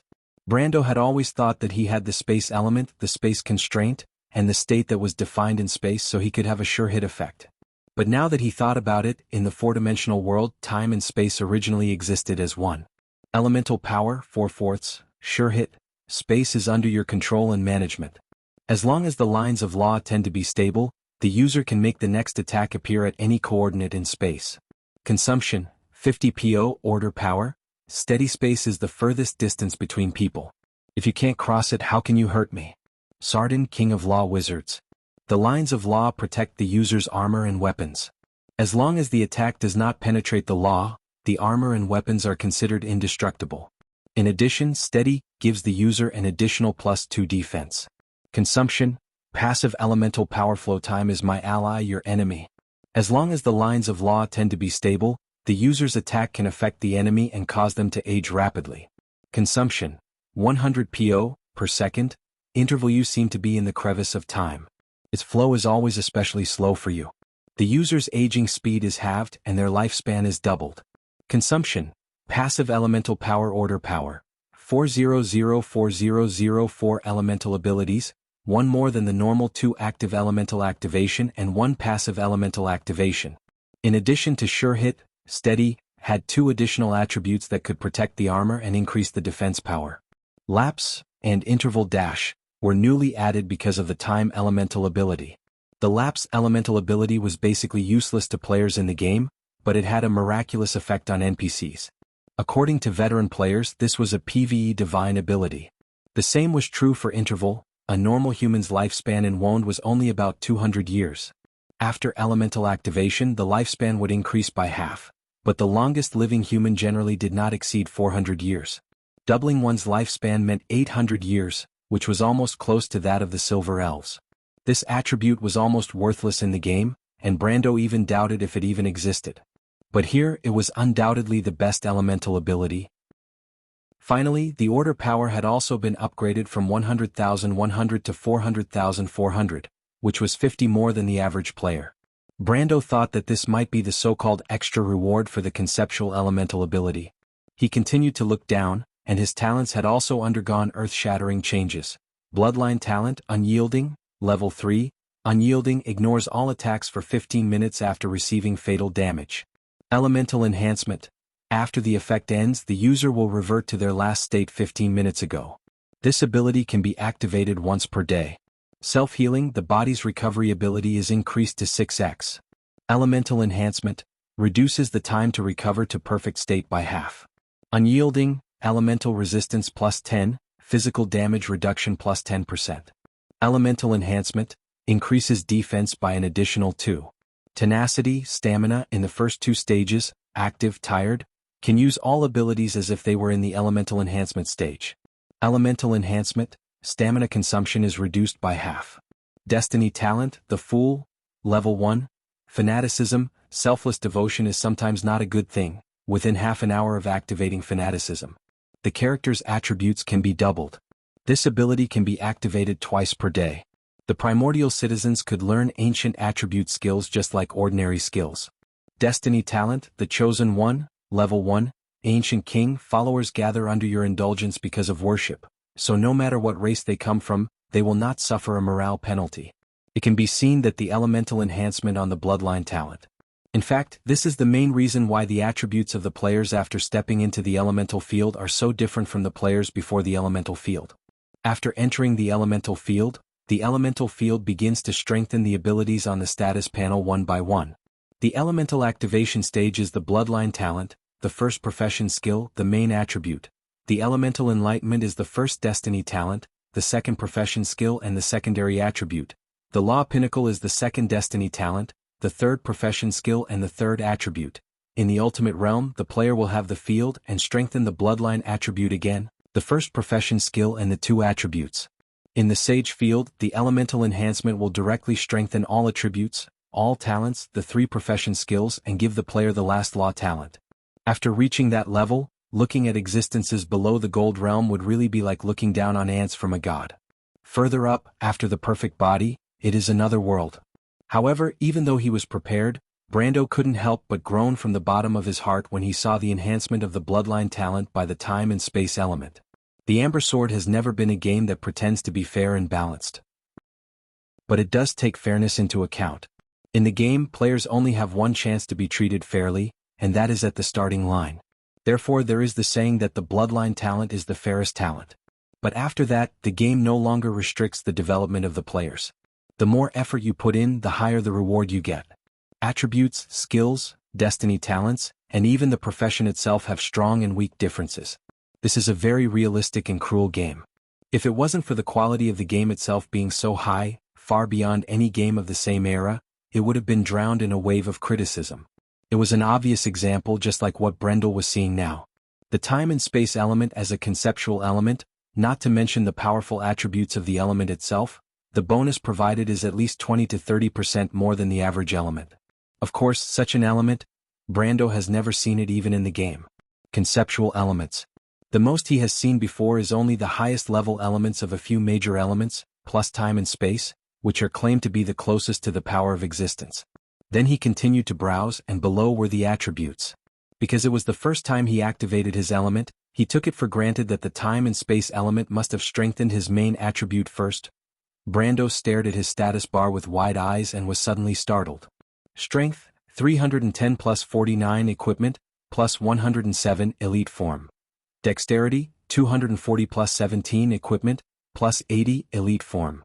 Physique, 670 plus 42 equipment, plus 240, elite form. Element strengthening, intelligence, 1. 5 plus 0. 5, elite form. Willpower, 140 plus 26 equipment, plus 32 elite form. Perception, 36 plus 13 elite form. Bloodline 44 plus 17 elite form. When he saw these attributes he was dumbfounded. Because in theory as a warrior the main attribute must be strength. However, it was obvious that the time and space element had strengthened his physique for some unknown reason. No wonder he felt a lot better from the beginning. At first, he thought it was because of the elemental activation, but now it seems that is not the case at all. His physique has more than doubled, how can he not feel full of energy? Brando suddenly felt a little crazy. What does a warrior like him need physique for? Warriors are not tanks in the game, they are damage output professions. This damn elemental activation strengthened his physique. Did it see that he looked more like a knight, or did it think that he actually had a potential M attribute? If he was still in the game he would have jumped up and called for the GM. But here he could only change his expression for a long time, and in the end he could only sigh helplessly. What else can he do? Call for Lord Martha to change it for him? Not to mention that Martha left Wonde early after the Azure Knight shattered the sky. Even if she was still there she would probably only give him a lightning bolt in response to his trivial call. In this regard, Brando could only admit that he was unlucky. He was afraid that this damn elemental activation would take the initiative to strengthen him something else, especially his skills. Although there was no precedent for this in the Amber Sword, what if this thing went crazy and strengthened his scholar skill? Wouldn't he be killed by it? He looked down and suddenly breathed a sigh of relief. The skill list was not strengthened at all, but there was a line of green system prompt. You have obtained a higher level of authority, do you want to start strengthening skills? This was exactly the same as the situation in the game. Although it was a little strange, the Amber Sword had always referred to power as authority. The players had also discussed this for a while, but in the end it came to nothing. Brando was not surprised and was too lazy to care. He tapped on the screen with his hand and confirmed, strengthen. Which skill should I strengthen? The professions that Brando could choose now were actually only 4 professions: mercenary, elementalist, scholar, and Templar Knight. But as long as he was not out of his mind, it was impossible for him to choose elementalist and scholar. Therefore, the multiple choice question in front of him was actually a choice between 2. Mercenary? Or Templar Knight? Brando was silent. 9 Luminary Sword Art, Flash Strike Sword Art, In-Depth Analysis, Charge and Piercing Strike were all his core skills under the mercenary profession. If it was before, he would definitely choose to strengthen this profession as his main profession without hesitation. But now there was a problem. That was that the space-time elemental activation had chosen to strengthen his physique attribute. It was important to know that all the skills in the Amber Sword were closely related to the basic attributes. Although he could still choose to strengthen the second and third attribute after reaching the peak of the elemental enlightenment and the law. But after reaching the sage domain, other than the main attribute, the other attributes were destined to be strengthened one less time. This lack of strengthening would become more obvious in the later stages, and now it was only twice. After reaching the silver body, it would probably be 2 or 3 times more.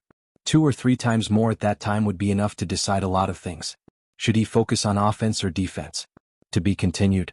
If you like this work, you are welcome to come to Jianghu to vote for me. Your support is my biggest motivation. Chapter 7:19. Should I focus on offense or defense? Brando gritted his teeth. He felt a little strange. Although the automatic enhancement of the spacetime attribute was a little depressing for him, it was not irreversible. But it wasn't irreversible, it just meant that he might have to give up on the path he had previously planned. He hesitated for a moment, but in the end, he put his hand on the Templar Knight profession. In the past, there were often players who changed their profession path because of a powerful weapon. It was much more reasonable for him to change his profession path because of a powerful element. After all, the element was something that would accompany a person for a lifetime, especially the spacetime element, which was too powerful. The general element enhancement was at most 50%, but the conceptual element would directly double it. Of course, he would not give up such a strong advantage. Besides, he had considered the path of the warrior knight. His attack might be a little weaker than his previous profession path, but it would not be too far off. Because he still had the Templar Knight's conflict aura and the crown of thorns. Brando instantly decided on the path he would take. Then he looked at his Templar Knight skill, and the skill panel had completely changed. After the element enhancement, the skill had its own rules. Blood of the Sun, level 10. Master, element normal. Any enemy who causes melee damage to the Templar Knight will receive 50% of the damage. Element enhancement. Now the Blood of the Sun can ignore the constraints of space and reflect long-range damage. Crown of Thorns, level 10. Master. Element normal, continuous use, increase 20 points of endurance and resistance. Active activation, all defense, resistance and endurance will be converted into attack power, last for half an hour. After the effect ends, the Templar Knight will lose all defense, resistance and endurance for the same time. This ability can be used once a day. Element enhancement, after active activation the duration will be doubled, and the side effects will be swallowed by the time rift. Conflict aura, level 10 plus 1. Master, element normal, increase 7 points of defense for all allies within 100 meters including the user. Element enhancement, coverage area doubled, and an additional 2 points of defense. The enhancement seemed to be over in an instant, and Brando finally breathed a sigh of relief when he saw these enhancements. Different elements had different effects on the strengthening of skills. For example, if the Crystal Stag's healing element was used to strengthen the Blood of the Sun, it would most likely be because the Blood of the Sun would heal itself slightly when it dealt damage. However, space and time were very compatible with the enhancement of these defensive skills. Especially the Crown of Thorns side effect of being devoured by the time rift. Brando was so happy that he almost laughed out loud. In fact, he currently had 952 points of vitality, which was equivalent to an additional 500 points of HP and 4 points of natural defense. After equipping Firefly and Bahamut's Grip, as well as adding the effects of his talents and skills, he would have about 40 resistance, 30 endurance and 17 defense. Once this attribute was converted into attack, it would be a total of 87 attack points. In the Amber Sword, attack was a basic attribute. On top of that, it was a combination of strength and a series of skill bonuses. Only then could it be considered the final damage. Even the Halran Gaia, a fantasy-grade holy sword, only had 42 points of attack. The Lionheart's pure attack was probably even lower than that. What about the Azure Lance with its first seal? It only had 122 points of attack. The meaning of 87 points of attack was clear at a glance here. It could be said that after unlocking the Crown of Thorns, he unlocked Frenzy. Brando's Berserk state was basically the true Mad Dog mode. How could he not be satisfied with a state where his attack was increased by nearly 3 times in an hour without any aftereffects? He had both defense and attack. Brando suddenly found that the choice of his spacetime element had given him a perfect answer. But the gift of elemental activation was far more than that, because Brando finally saw a list of status at the bottom of all the attributes that made his heart skip a beat. Elite skill, demonization, level 1. Basic, elite/normal, for a short period of time, disguise the aura of the body as the aura of a magical creature, so that magical creatures below Lord tier will not take the initiative to attack. This effect lasts for 1 minute or until the user initiates an attack. Elite template. This was the attribute he had obtained since he saved Sifrid in Tanajil. Finally, after his elemental activation, it completely blossomed. After the first column of the elite skill was unlocked, it brought him a completely unexpected surprise. Demonization. Brando finally understood how this skill came about. Back in the Amber Sword, there was a player called the Nightingale Lord. This guy could be said to be the idol of all nightingales. Lone Ranger was an individual hero. He never teamed up with others. He roamed the dungeons and instance dungeons alone. Other than those large-scale instance dungeons with special settings, legendary instance dungeons and battle scenes, there was almost nothing he couldn't steal. And the skill that guy relied on at that time was later verified by people. It was demonization. This divine skill could mask the player's aura and turn the magical creatures in those top areas into non-aggressive monsters. But unfortunately, no one knew how this skill came about. Because most people knew that this was a real monster skill. In that era, perhaps only the heavens would understand how this skill was learned. But today Brando finally understood. This was a skill that came with the monster template.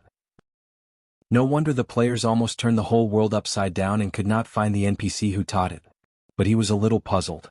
How could a warrior like him be randomly given a skill with such a strong rogue aura? Of course, it was not that he was dissatisfied. It was that he was too satisfied. This skill was simply too useful for him. Especially in this stained frost forest. If before he got this skill he only wanted to stab Grand Duke Arek in the back, now he was really confident that he could teach him an unforgettable lesson. Even if it was to avenge Her Highness the Princess in his previous life. Brando thought so. He couldn't help but exhale softly. Then he came back to his senses and found that Maynard was standing not far from him, looking at him with some confusion. Obviously, he had been standing here with the card in his hand for a long time. "What are you doing?" she asked. "Nothing." Brando put the Hymn of Samsara into the spare deck. He took one last look at the white deer and fairy on the card, and then the card flashed slightly and disappeared. Fortunately, he had an extra card space because of the expansion of the elemental pool. Otherwise, it would have been a little difficult at the moment. He looked at Maynard again before explaining, "You should have already felt it. Congratulations, you have entered the realm of elements." The expression on the female knight's face softened a little. "Mr. Count, you are only 21 years old this year, right? Your achievements today have already surpassed the Flame King Gretel." Aha! This was a difficult question to answer.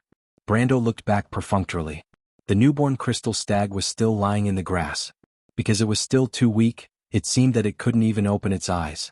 It lay there trembling. Maynard's expression turned to some confusion. "Speaking of which, it's strange. You should have had the same dream as me, right? How can you remember it so clearly? Are you really Brando, or Sophie?" Brando looked back at her. "Of course I'm not Brando, but I'm also Sophie. I don't reject the memories of another world. It's just like everything you saw in the dream, it's still your experience." He seemed to have just realized that Maynard seemed to think that he had the same dream as her. This point of view made him feel a little strange. Could it be that she didn't realize that it was a real world? But he shook his head and decided to go along with what she said. Unfortunately, the female knight seemed to be very cautious about this. When it came to memories and dreams, she immediately shut her mouth and didn't talk about it. Brendel looked at her carefully, and Maynard turned her head away slightly. Once he was sure that the other party would not continue on this topic, he turned back to look at her. He walked to the trembling crystal stag, bent down, and touched its forehead with his hand. He asked, "Little guy, what's your name?" The newborn fawn trembled slightly but didn't answer. In reality, it couldn't answer. Before it reached adulthood, the crystal stag only knew some simple water language. Brando naturally knew this. He looked beside it. The crystal stag was lying in the ashes of Malurcha's corpse. Brando quickly saw 3 sparkling things there. Of course, these weren't drops. He knew very well that these were the mission rewards in the game.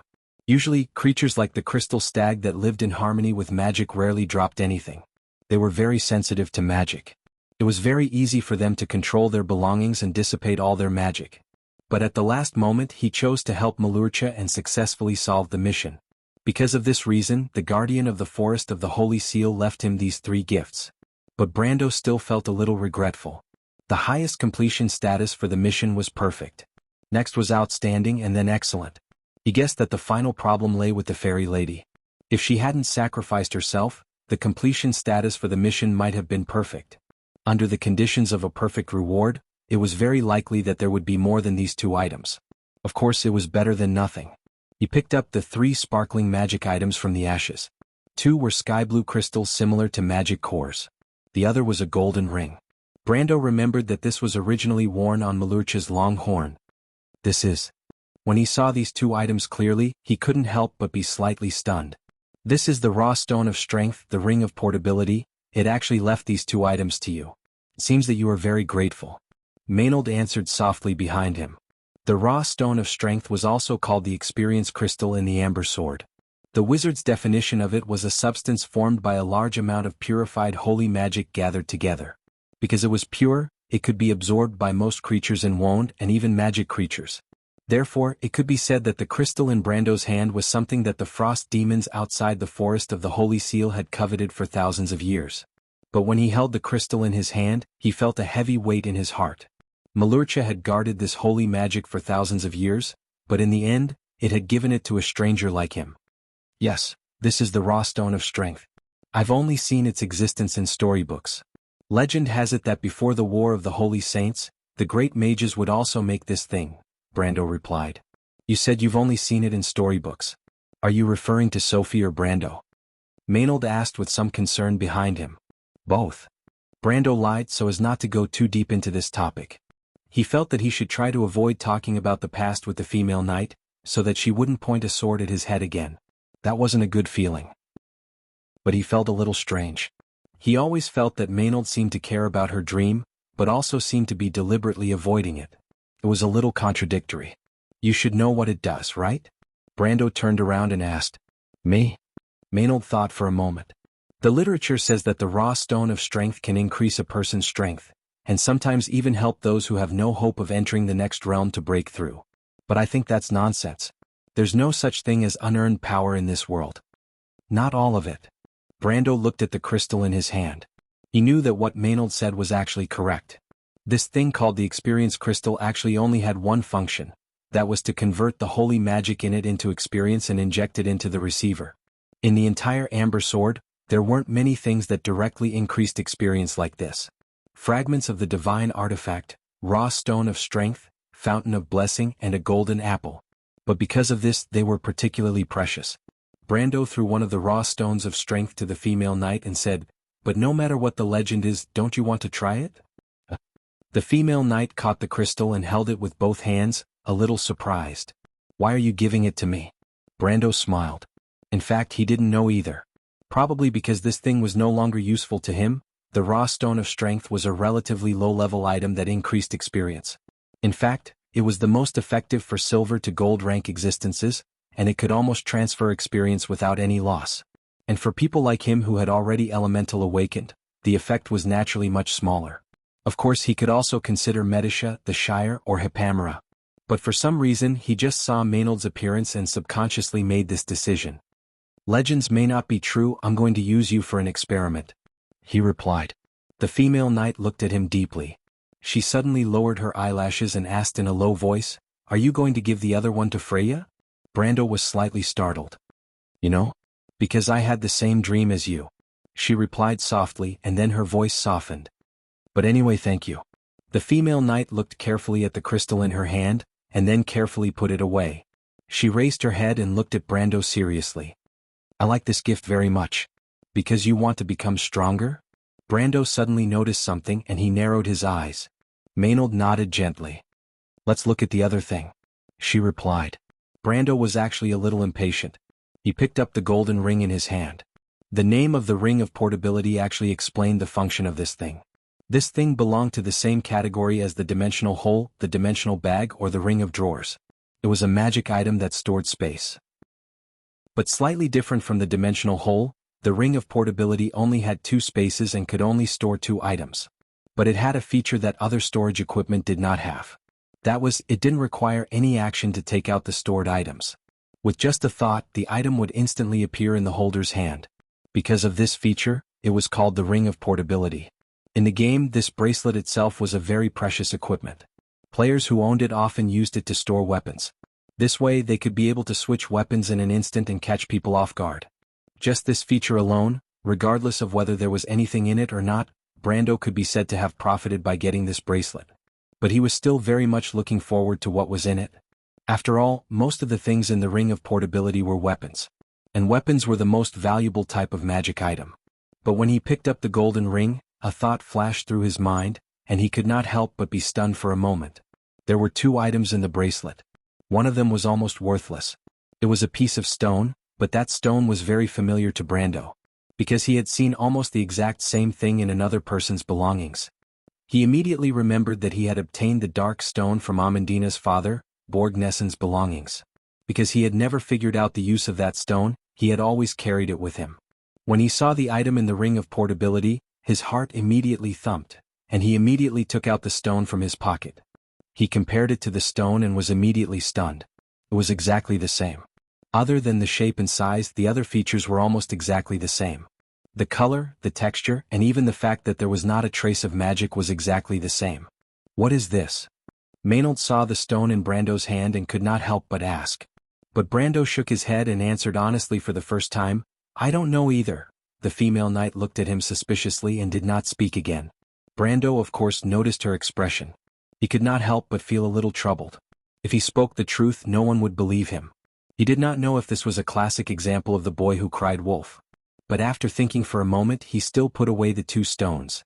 It was a good thing that Malurcha had been sealed into a card. There would always be a chance to ask it about the secret of this stone.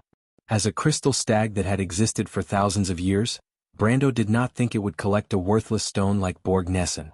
After putting away the stone, Brando took out another item from the ring of portability.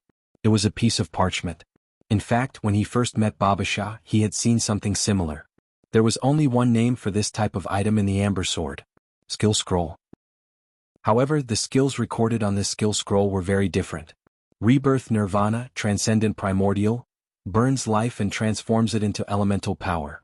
Prerequisite: Sage Domain, Bloodline Attribute 300 plus. Brando's gaze slowly swept across the blood-red parchment.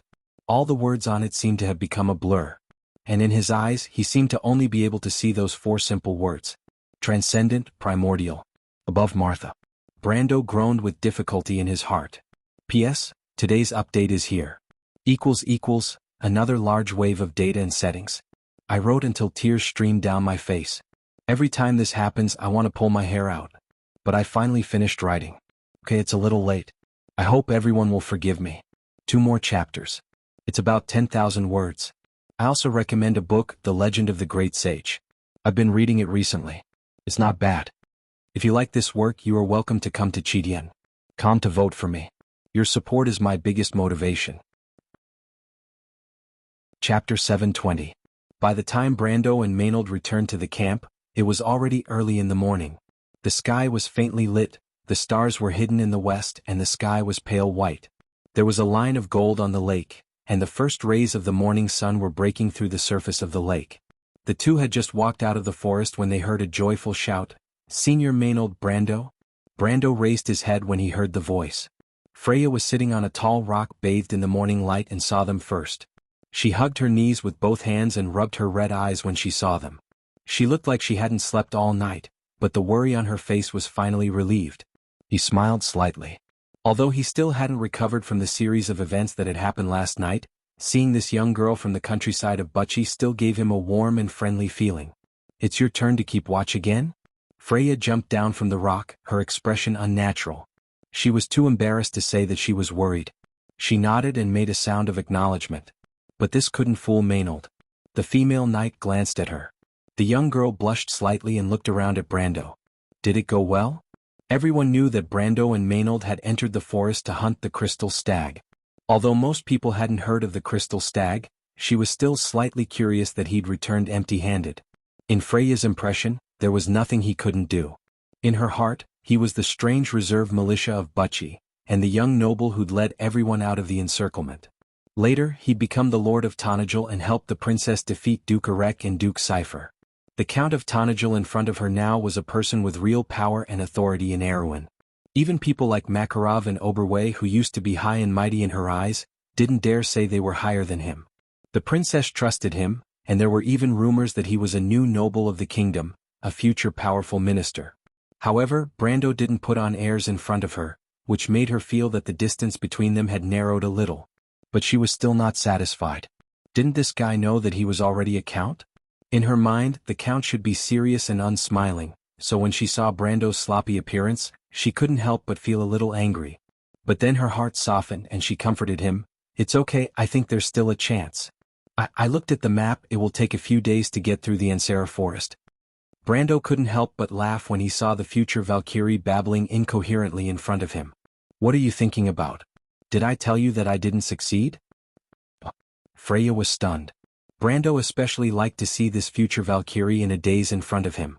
She opened her mouth slightly and revealed a surprised expression. He continued to smile. "Do you know why I'm hunting the crystal stag?" Freya shook her head. How would she know? The nobles loved to hunt, and in her eyes this was a luxury. But just like the winter hunt in Grimoires, it really didn't have much to do with the ordinary citizens of Bucci. Brando smiled slightly. He intended to surprise this dazed young lady, so he stretched out his hand with his palm facing up. A wisp of silver fire rose along the lines of his palm, slowly weaving upwards. The silver fire was like a thin thread, and they intertwined together to form a beautiful spiral. Freya couldn't help but widen her eyes when she saw this. She was no longer that ignorant country girl. Before the War of the Black Roses, the most powerful beings in her mind were probably the cavalry scouts in the stories told by the veteran Captain Mano. In those stories, the cavalry scouts were actually able to fight Madara's Pale Riders to a standstill.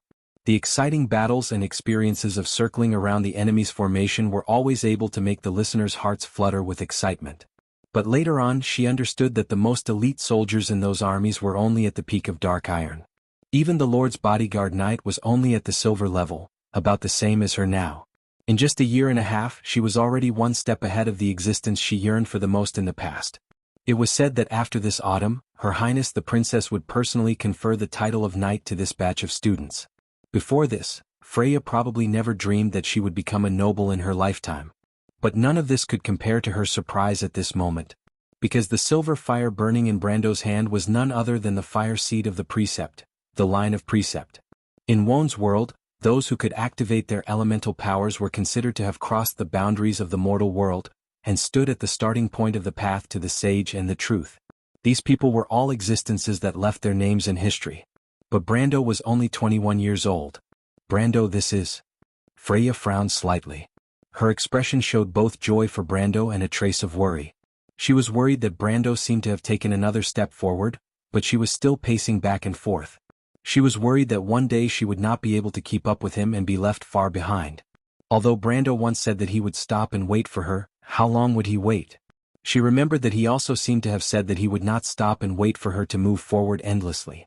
Freya's heart was filled with mixed feelings for a moment.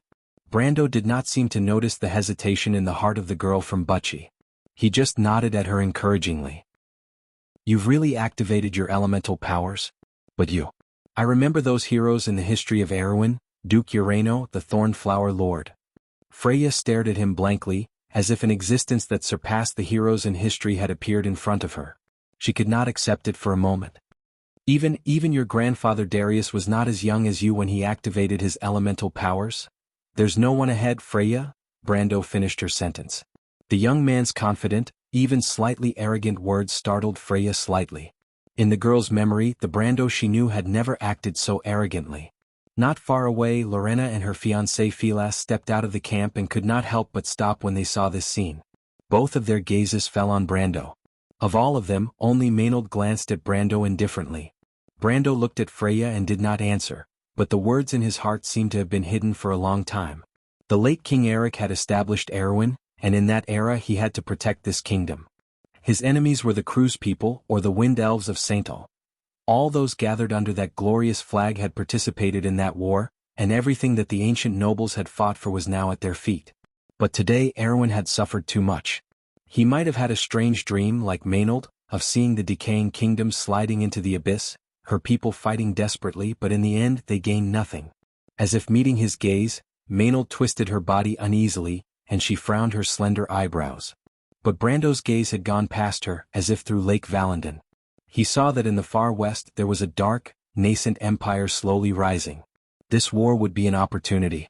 Once the merciless emperor eliminated the last stumbling block, the emperor would not be able to do anything. Then in the next step his scepter would be pointed at Erwin. The great demonic wave was coming fiercely, and what the crystal stag Marlowe had seen was only the tip of the iceberg. The darkness of the entire world was restless. After Evernight, the true chaos of war would descend upon this world. At that time, what would Erwin do? That was content that had never been written down in history, but at least this time, he hoped that the sacrifices of those who fought to change their fate would be more valuable.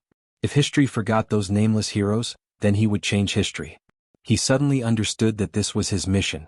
After all, he had not come to this world to live a nameless life, or to be a spectator again. Some regrets, only experiencing them once was enough. He retracted his gaze as if suddenly understanding Martha's intentions. Sacrifices were valuable, stemming from people's pursuits and ideals. They might fail, but in the end they would influence and change this world. This kind of influence had always been in his heart.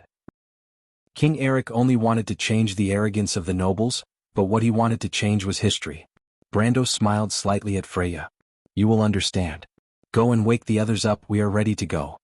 He kept the last sentence in his heart, "Her Excellency Valkyrie."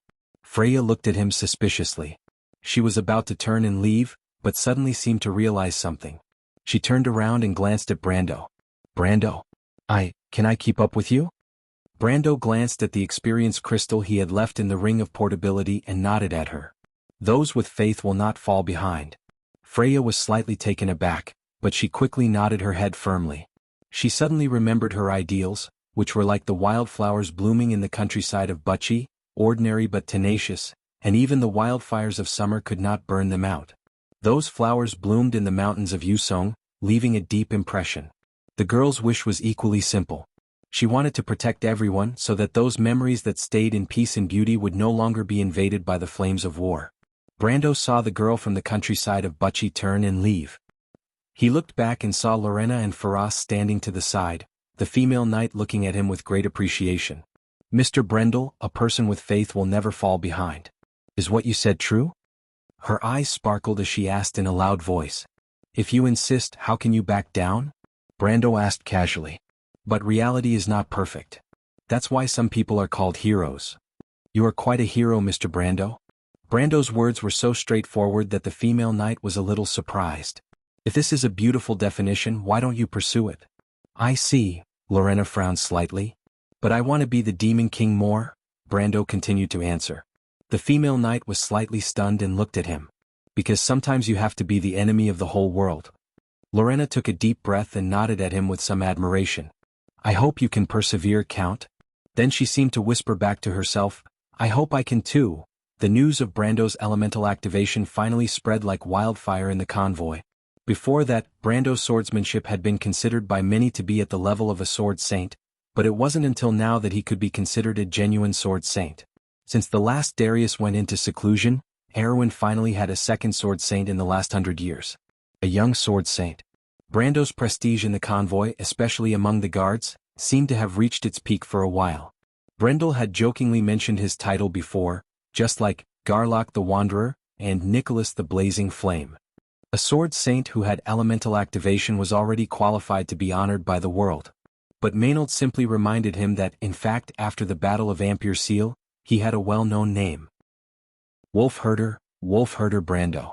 On Grand Duke Erek's thin face, two pairs of tired but sharp eyes in his deep-set eye sockets silently scanned the parchment map in his hand, but in his mind, he repeatedly evaluated this name. A few months of information feedback had already allowed him to recognize the person behind the scenes who caused the entire Ampere Seal plan to fail. This bandit leader from Tonagel seemed to be a nobody before, but he made a name for himself in Fortress Reden and then rose like a comet. The other party's methods seemed uncouth and unbearable, like the tricks of a bandit, and were not in the eyes of the nobles at all. Even the northern nobles once joked that the new lord of Tonagel was a rustic nouveau riche. Many people secretly envied his luck. But Erek did not think so in his heart. How could the grandson of Sword Saint Darius be so simple? He had seen the Sword Saint in person before, and the impression he left at that time was still chilling to him. Moreover, he had already noticed some details. The Count of Tanajul always seemed to be able to predict the enemy's moves. A typical example was, this time he followed behind them again. Grand Duke Erek frowned, and there was another argument in the distance. He raised his head, and the beautiful female knight seemed to have noticed the displeasure of the once powerful figure in Erwin's upper-class noble circle, and quickly explained in a low voice, "The hunters seem to be unwilling to continue. They still think that there is a terrible curse in the stained frost forest. What a bunch of fools." The female knight added. Erek frowned and replied coldly, "Devard really disappoints me. Only one person is enough to lead the way." Sylvia was slightly startled, but she immediately reacted. She lowered her head and obediently replied, "I understand, my lord." The Silver Knight looked towards the forest and could not help but shake her head. Some people really don't know what's good for them. P.S. There are guests at home today, so I don't have much time to write. I only started at 10 o'clock. By the way, there will be a lot of times like this before the new year, so I will try to guarantee 6K every day. As long as I have time, I will give you 10K. I will owe you 2K for today. So annoying. To be continued. If you like this work, you are welcome to come to Chidian. Come to vote for me. Your support is my biggest motivation. Chapter 721. The dried meat that had been stored for months after being dried tasted like dry wood, salty and astringent. But for Yeruda, it was also a rare delicacy in the forest. The further north one went in the Ansara forest, the colder the climate became. In the woods near the northern end of the forest, the older hunters called the Misty Weaver Forest, there would occasionally be snowfall at night. Even during the day, the frost could weave a thin mist in the forest. Here the animals in the forest also became very rare. Except for the occasional thick-furred rodent, even the veteran hunters found it difficult to replenish their food in the forest. Yeruda cut a small piece of the dried meat and put it in the boiling pot. The soup in the dark iron pot was full of wild vegetables, and the heat rose as if to melt the snow on the branches. Such food was naturally not eaten by the nobles, but it was a common occurrence for hunters. There's not much food left. The young man turned over the fur in his heart, and there were only some blackened bread crumbs left below. He sighed slightly in his heart, but he had expected this. Before entering the mountains this time, the family was almost starving. His sister said that after entering the mountains this time, he could save enough money to go to Karsuk and seek refuge with his relatives there. He greedily sniffed the fragrance from the pot, and his stomach growled. He looked up at the neat and beautiful tents on the other side of the woodland, and the sound of dispute continued to come from the camp. He knew that the hunters from the town had a disagreement with the nobles, and the disagreement mainly came from the hunters' reluctance to cross the river in the north and continue forward. Thinking of the river in the north, Yeruda could not help but shudder. After passing through the Misty Weaver Forest with the Nugan River as the boundary, one would enter the Falling Needle Hills north. This river connected Lake Valendon with Lake Green and Lantern Island downstream, and ice floated on the river all year round. But there were some more terrifying legends. After night fell, there were often things wandering in the stained frost forest in the north, and no one who had seen them had ever returned from the forest. Such legends were passed down from generation to generation, so the north of the Nugan River gradually became synonymous with the forbidden area. Even Yeruda often heard those terrible stories such as the man in the tree, the lost knight, and the like. He couldn't help but shiver when he recalled the legends that the older generation of hunters told him by the bonfires. He turned back to look in the direction of the hills. For the past few nights he had seen ghostly blue things in the forest. He only told his sister about it, but his sister only said that he was seeing things. Even among the nocturnal prowlers, there's nothing like what you saw. You must have mistaken the crystal stag for something else. In that case we may be lucky. These were her exact words. But he knew that since that day the number of hunters on night watch in town had doubled. The closer they got to the north, the easier it was to detect the tension in the air, and the conversations between people seemed to have become sparse. It's just that Yeruda didn't understand. The people in the town didn't like them. Why did his sister have to tell them everything? Even if it was the hunter's motto, only by working together can we overcome the difficulties, unity should not be one-sided. He had never liked the townspeople, especially the way they looked at him with disgust. Suddenly, he heard the sound of horses galloping from outside the hunter's camp. Only the nobles had horses. He looked up and saw a few tall knights leading a group of nobles' private soldiers to the front of their camp. What happened? Were they done talking? With such doubts, Yeruta's gaze pierced through the white steam rising from the iron pot. Behind the mist, a hunter walked towards the knights as if to ask what had happened. But a noble's private soldier walked up and pushed him to the ground. Yeruta stood up immediately. The noble's private soldiers began to spread out on both sides and surrounded the camp. He still didn't know what had happened. When he turned back, he saw a row of soldiers with longbows walking out of the forest. He saw the noble longbowmen in leather armor that almost completely covered their faces. They drew arrows from their backs and drew their bows. An instinctive premonition of danger rose from the bottom of his heart. A hunter ran in from the back of the camp with a pale face. He knew the guy. The guy had 2 little daughters, and once they threw sand at his head. He would remember the way the guy looked at him with contempt for the rest of his life. But the other party's expression must not have been as twisted as it was now. Those bastard nobles are going back on their word. The hunter let out a hoarse cry. Run. Then a sharp whistle sounded in the forest. As a hunter, Yeruta was very familiar with this long syllable. A sharp arrow pierced through the air and pierced the hunter's throat. The sound came to a screeching halt. The sharp tip of the arrow broke through the flesh and came out from the side of the chin. The blood pooled outward in a line, and the short feather remained on the other side of the man's neck, trembling slightly. The hunter looked at him, his mouth opening and closing, showing a mixture of fear and unwillingness. He seemed to be trying to grab his throat with his hand, but just as he raised it above his chest, he fell to the ground. Yeruta swallowed his saliva. He had seen hunters shoot their prey in the throat with an arrow, and had even done it with their own hands. But when the target of human hunting was changed to his own kind, he realized that the same scene could be so terrifying. A person who had been alive before seemed to have turned into a cold corpse in a moment. His heart pounded as if he had just understood what had happened. He had never experienced such a thing, and he did not expect the nobles to dare to do this. Yeruta felt his hands and feet go cold for a moment, but the first thing he thought of was his sister, whom he depended on for survival. Sister. The longbowmen on the edge of the forest loosened the bowstrings in their hands, and the arrows swept through the camp like raindrops. Yeruta felt a pain in his calf and lost his balance and fell to his knees. He fell to the side of a hide tent and looked at what was happening around him at a loss. Those who were familiar with him, even the most seasoned hunters in town, fell into pools of blood one after another like fallen wooden stakes. Finally, someone began to resist, and he tried to open his eyes wide to see the leader of the hunters in town leaning against a carriage and shooting down 2 of the noble's private soldiers. Although he usually hated that guy, he could not help but cheer for him in his heart at this moment. But just as the leader of the hunters drew his bow for the 3rd time, a figure fell from the sky. Yeruta saw with his own eyes the scene of the long sword cutting through a man's neck. The flesh separated, the head fell to the ground, and a column of blood shot up into the sky. The memorable face rolled to the ground and smashed, and then was covered with grass, ash, and snow. It was as if the original appearance could not be distinguished in an instant. The noble's knight also rushed into the camp. Curses and screams suddenly sounded in the camp. Yeruta felt his head begin to become dizzy, and he shivered as he crawled back, but the horse's hooves swept past him, and then he felt a pain in his back as if his whole body was nailed to the ground. He could not help but scream.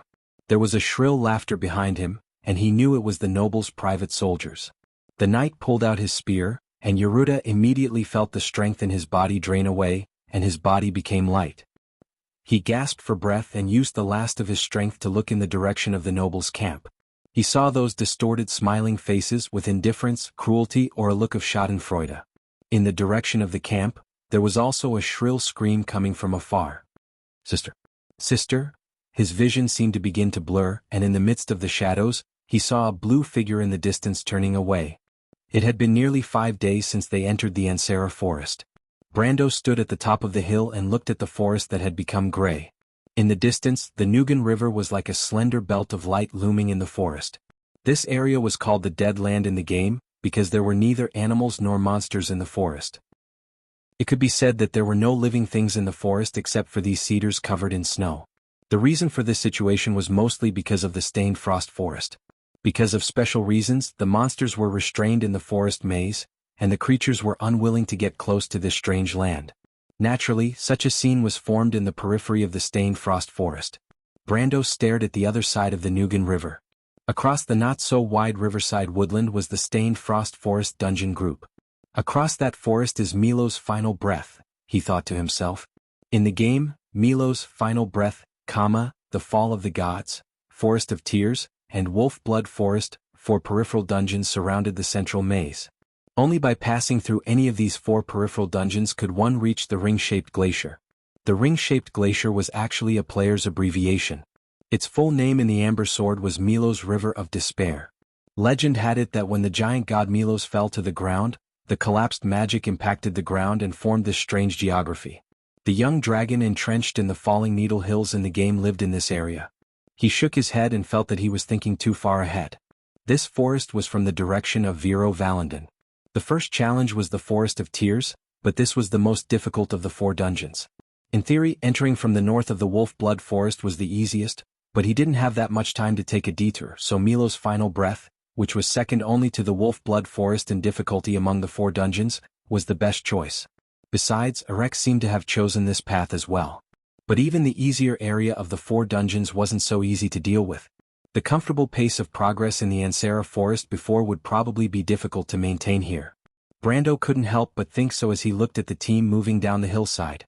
"Brando, come and look over here," Freya suddenly shouted from the bottom of the hill. "What did you find?" Brando was slightly taken aback before he walked down the path opened by the guards.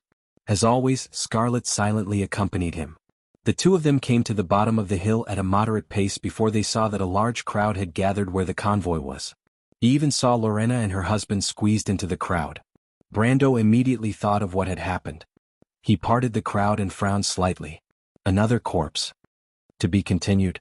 If you like this work, you are welcome to come to Chidian. Come to vote for me. Your support is my biggest motivation."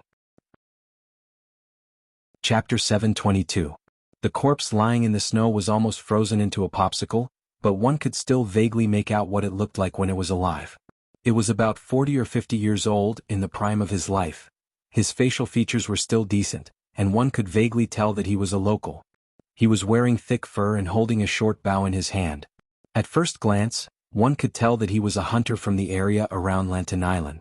Brando could actually already confirm the other party's identity, but before he could answer, Freya, who was squatting next to the corpse, said in a somewhat sad tone, "The fatal injury was an arrow wound in the back, just like the corpse we found before, but this one should have died at the time.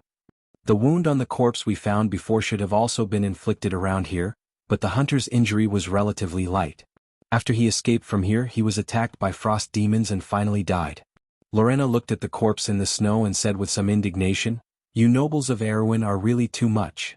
The nobles of Cruz are about the same. Besides, the identity of our enemy is first and foremost occultist, and you have a part to play in this," the black-haired female knight replied coldly from the side of the horse. Lorena glanced at her and managed to hold herself back from retorting. Actually, it's not unreasonable to say that, Brando thought to himself, but he didn't say anything. Instead, he raised his head and said to everyone, "If the battle happened around here, then this should have been Erek's camp to begin with. Everyone, spread out and search left and right to see if you can find any clues." Before he had finished speaking, as if to confirm his words, a whistle sounded in the forest. This was the signal that his guards had agreed to communicate with each other. Everyone turned their heads in that direction and saw a girl on a white horse trotting all the way out of the forest. Hippamera was still wearing her linen robe in such cold weather. She turned around and pointed in a certain direction in the forest with the wooden staff in her hand. "Sir, there are many corpses found here." Erek really did make a move. Maynard shook her head gently. Freya's heart sank as she stood beside Brando. She couldn't help but grit her teeth. She still had a sliver of hope that she could save those hunters, but she didn't expect the other party to be so ruthless. Beside her, the female knight Lorena did not look too good either. "Take us there." Brando sighed and replied. He still remembered the worried and hopeful expressions of the hunters' families when they left Shallow Water Town. For these families, their husbands and fathers were probably the only pillars of the family. Once they lost their source of income, it was easy to imagine how they would live in the future. There were even some single-parent families, leaving behind only some helpless children. They waited at home for their father's return, but there was a possibility that they would not hear from him. When he thought of this, he could not help but feel a chill in his heart. Hippamera seemed to have seen through her lord's thoughts. As the priestess of Himalud, she existed to protect the world. The girl was not the untainted holy maiden of the Holy Cathedral of Fire. She was well aware of the hardships of the people, so she could not help but lower her eyelashes slightly. She pulled the reins, turned the horse's head and led the crowd into the woods. After passing through a small sparse cedar forest, the field of vision suddenly opened up, and an open space that was thought to have been cut down appeared in front of everyone. But when everyone saw the scene in front of them, they couldn't help but feel a little suffocated. The collapsed animal skin tents seemed to have remained the same as they did that day, and in this camp that seemed to have been trampled once, the tragic battlefield was restored in front of everyone. More than 20 corpses were piled up in the center of the camp, and there were still some scattered around. There were eye-catching dried bloodstains everywhere in the snow, and broken arrows were stuck everywhere in the camp. Brando saw Medicia's unicorn standing next to the pile of corpses, and the silver elf princess held the ice and snow on the ground with both hands. The ice and snow instantly turned into crystal-clear ice flowers in her hands. She placed these bouquets next to each corpse, looking very calm. "My lord," she saw Brando, patted the snow on her knees and stood up. "I remember in the last war, the silver elf princess would give a lily of lilies to the silver elf princess. The silver elves will give a bouquet of lilies to the companions of the brave warriors. The next time they go to the battlefield, the warriors will wear these flowers on their chests to avenge their fallen companions." Brando nodded. "Don't worry, Erek will pay the price for this. Some people regard other people's lives as ants, and these people have long been abandoned by Martha." He replied coldly, "Chaos can't protect them either. Just watch, the bloodshed will be repaid with blood." "Is there anyone alive?" Lorena couldn't help but gasp when she saw this scene and asked in a low voice. But anyone could hear that this upright and kind lady from Cruz was just suppressing her anger. Medicia shook her head. "At least in this camp, they are all dead." There was a slight silence in the camp. Although Brando, Freya, Maynard, and even Scarlet had experienced many battles, and life and death on the battlefield had long been commonplace, but that was a fight where both sides bet on their lives. But in front of them was a naked massacre. These hunters from the area near Lantern Island each had their own families. They were the fathers, husbands, or sons of their families. They may have entered this forest with a vision for the future, but only to let their loved ones live a better life. But all hope for the future was mercilessly snuffed out here. But only for the inexplicable pursuit of some people who didn't know how to respect life. When Freya saw this scene, it reminded her of Bucci, which was burning fiercely in the fire. The kingdom's people struggled in the disaster, but his nobles just watched indifferently, and even added fuel to the fire. Everything that happened at different times and different places was so similar. She gritted her teeth and clenched her fists so tightly that they almost turned white. Lorena on the side seemed to have noticed the mood swings of the future Valkyrie. She had a slight fondness for Freya in her heart and couldn't help but say, "Let's tidy up the bodies of the hunters. It's best to find a way to bury them and take them out when we leave here. At least their families have the right to know what happened here." The words of the knight from Cruz impressed Brando. Although he had long known that Lorena was known for her integrity and kindness, she was still the daughter of a great noble family. He didn't expect her to be so thoughtful. He looked at the other party in surprise. But as if noticing his gaze, Lorena turned around and explained to everyone, "Knights respect their sacrificed companions. At least they won't let the bodies of their dead comrades be exposed in the wilderness. Although these people are not our companions, we promise to bring them back, dead or alive, at least to give their families an explanation." With one hand on her chest, she faced everyone and answered seriously, "I hope I can keep my promise." "You're right, I support Sister Lorena's view." Medicia couldn't help but nod slightly after hearing such words, expressing her support. "Me too." Freya sighed softly and answered with a little loneliness. Brando looked at the other side of the Nugan River. In fact, there wasn't much time left for them.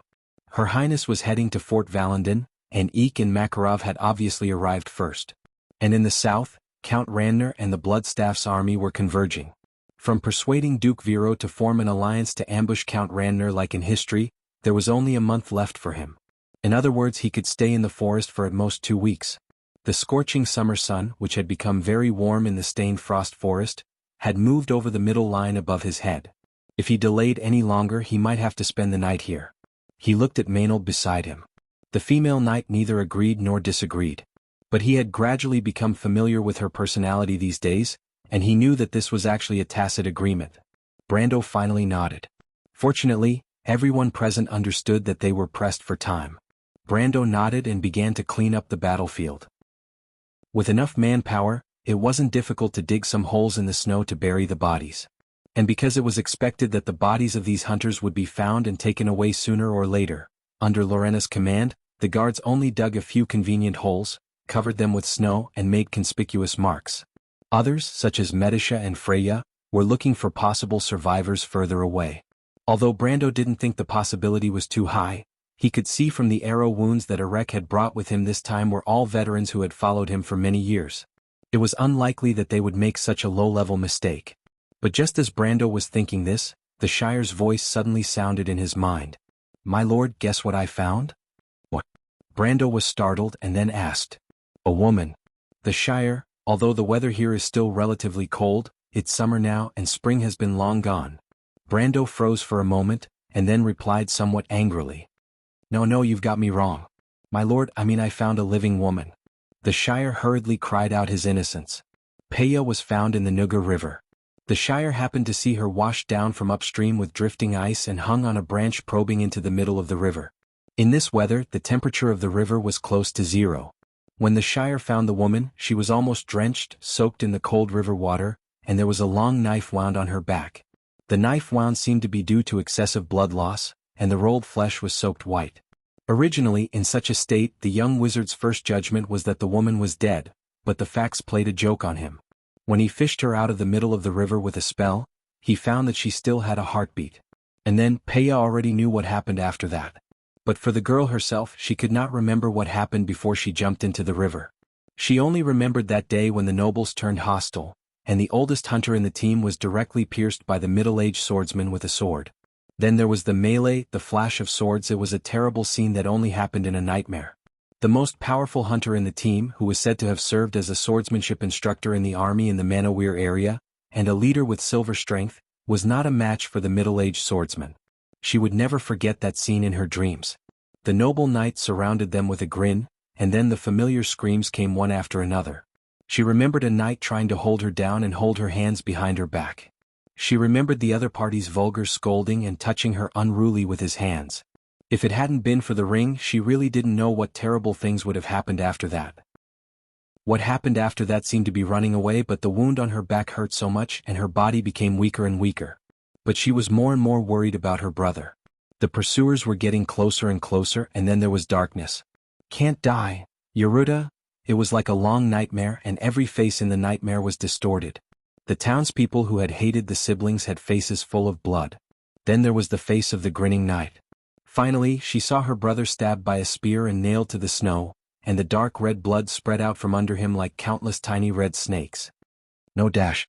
The girl opened her eyes abruptly. She was sweating profusely, and then she saw a woman's face by the faint light of the fire outside the tent. She recognized the identity of the other party at a glance, as only the mountain people would have such fiery red hair. The girl hugged her knees and leaned on a spear, looking at her motionlessly. Who are you?" Peya seemed to want to ask the question, but she immediately felt a burning pain in her throat. In the end, she only uttered some meaningless hoarse syllables, but the severe pain made her groan uncontrollably. "The Lord said that you'd better not talk and rest more. You're badly hurt, but the point is that you've been unconscious in the cold river for who knows how long, and now you have a fever, but we don't have any herbs at hand."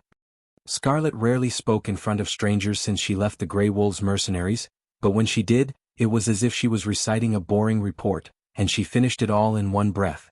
After she finished, she still looked at the woman on the bed quietly, her eyes reflecting the light of the fire outside and sparkling.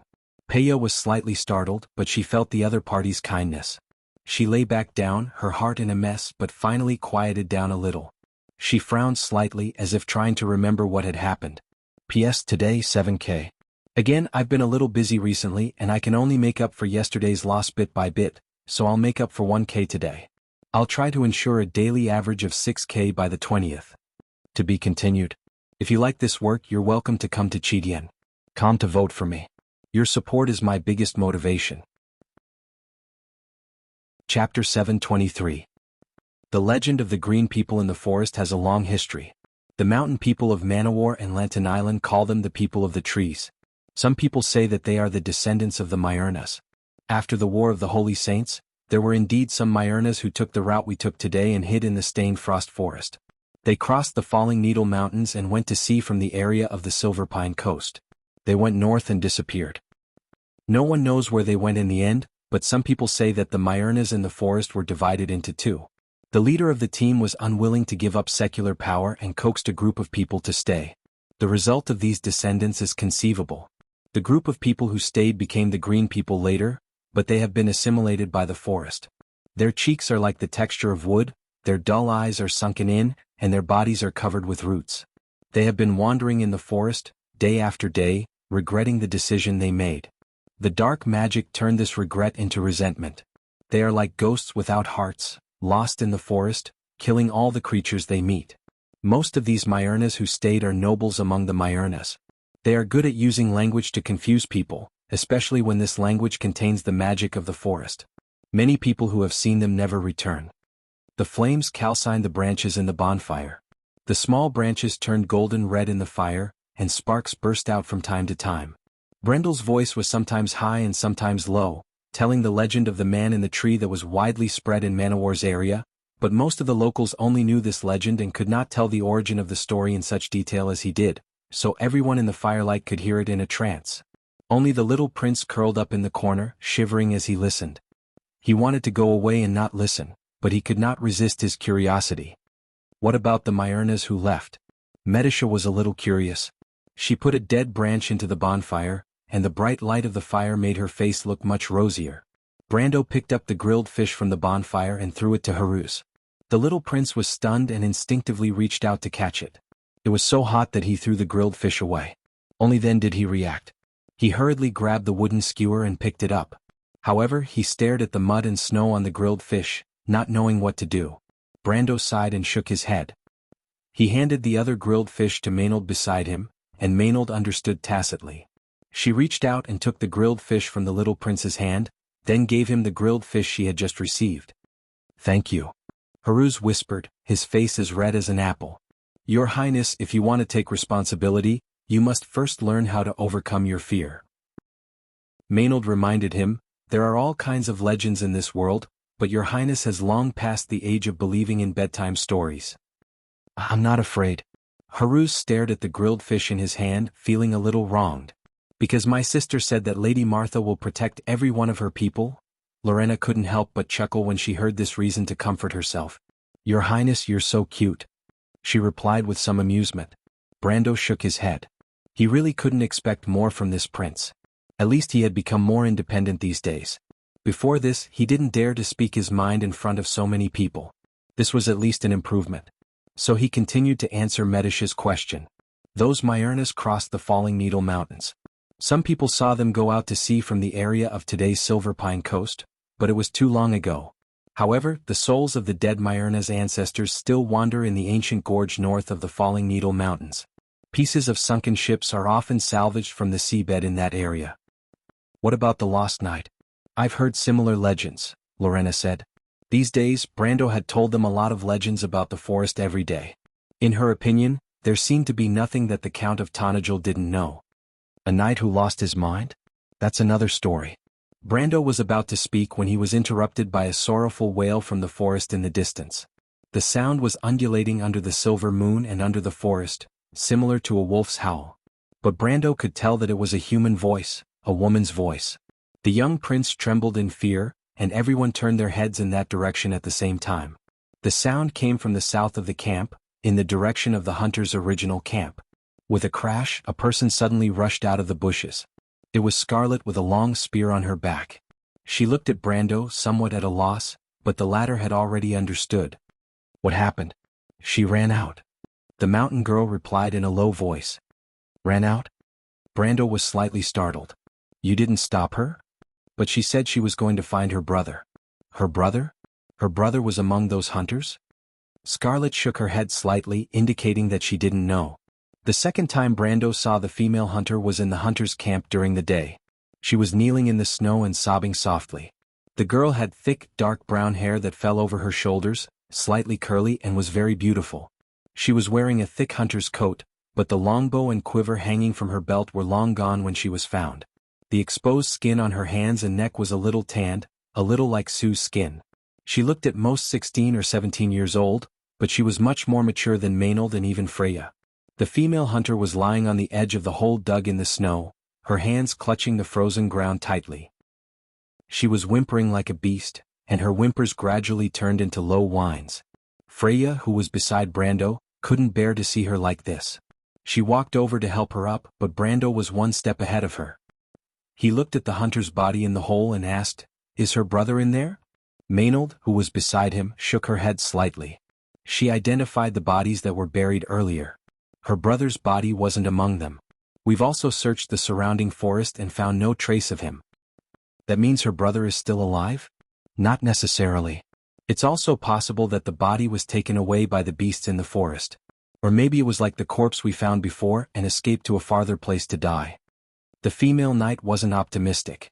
Brando nodded slightly, agreeing with this guess. But he also added, "We can't rule out the possibility that he was taken away. Erek still needs a guide." Maynard didn't comment. "Brando?" Freya looked at the girl kneeling in the snow with some worry. She was worried about the injuries on her body, and the hunter was also having a high fever. Even though they had Pahimera, the priest of Chongshan, in the team, only Fanzin's priests were good at curing diseases. In this environment, infection of the wound was a very dangerous thing. But Brando looked at the girl and said softly, "Let her vent for a while. Her brother may not be dead, but a normal person wouldn't be able to take such a big blow. At least let her calm down first." Freya pursed her lips slightly. Her sympathy for Freya was largely due to her own experience. That night in Buchi, she had to watch the family she had been with all day long get caught in a sea of fire, and her former home burned to the ground. That kind of humiliation and helplessness was something that ordinary people who had never experienced would not be able to understand. But she remembered her experience in the Royal Knight Academy. Some things could only be solved by relying on oneself. It was Brando who taught her this. So she stopped and looked at the girl silently. Fortunately, the hunter girl was much stronger than everyone thought. She suppressed her voice and cried in the snow for a while. Then she fell silent. After a while, she raised her head and wiped away her tears. Everyone was stunned when they saw the huntress who had regained control of her emotions. She didn't have the kind of breathtaking beauty, but her dark eyes were like those of a female beast, filled with a wild and untamed light. "Thank you for saving me, Lord Knight." Her voice was a little hoarse. It wasn't just her voice that was hoarse from crying, but it was her original voice. But just like Brendel said, the hunter maiden had calmed down a little after she finished speaking. She asked softly in a hoarse voice, "Excuse me, Sir Knights, are you going to enter the stained frost forest?" Everyone looked at Brando. "I want to know what kind of thoughts you have that made you ask this question." Brendel asked in return. "If I say that I can be your guide, can you take me with you, Lord Knight?" The hunter girl immediately stared at him and asked, her eyes full of hope. Although she tried to keep calm, she couldn't help but reveal a trace of nervousness as if she was afraid that Brando would refuse. Brando was slightly startled, although he had expected this. But he had heard Maynard and the others pass on the hunter girl's original words. She said that it was because the hunters were unwilling to enter the stained frost forest that caused Erek to want to kill them. He didn't expect that she would take the initiative to make such a request. "Although you said that, you want to enter the forest to find your brother's body, right?" he asked. The hunter girl hesitated but finally nodded. "Yes, I don't want to hide it from you, Lord. Dead or alive, at least I want to see my brother's body." Brando was very satisfied with her honesty but still asked, "But we don't have much time. You are injured, can you keep up with us?" "I can." "This little injury is nothing to us hunters." The hunter girl immediately replied loudly, but it made her cough. "Have you entered the stained frost forest?" "I haven't, Lord Knight, but my father entered the stained frost forest 3 times before he died. He was the only hunter in the area of Shallow Water Town who came back alive from the forest, but his companions who entered the forest with him stayed there." The hunter girl paused as if she had remembered something unpleasant. "Because of this, he was secretly called the Cursed Man by those people. After my father died, Yeruda and I were also ostracized by the hunters in town." She sighed faintly. "Before entering the forest this time, the nobles offered a high price and many hunters were tempted. But the client needed someone who was familiar enough with the north of the Ansara forest, and in Shallow Water Town only my brother and I. I thought that with this money I could leave here with my brother and go to Karsuk. But I didn't expect." The hunter girl's eyes turned red, and she quickly wiped them with her hand. "Your brother may not be dead. Don't be sad, Erek is unlikely to kill everyone. By the way, you should be familiar with the hunters in town. Have you counted the corpses? Are there any missing people?" "Erek?" The girl was slightly startled, and then she understood what Brando meant. I counted, and there are 3 missing people. 2 people plus your brother. Brando hesitated, this number was a little too much. If Erek needed a guide, 2 people were more than enough. But he didn't say these words, and he looked at the hunter girl. What's your name?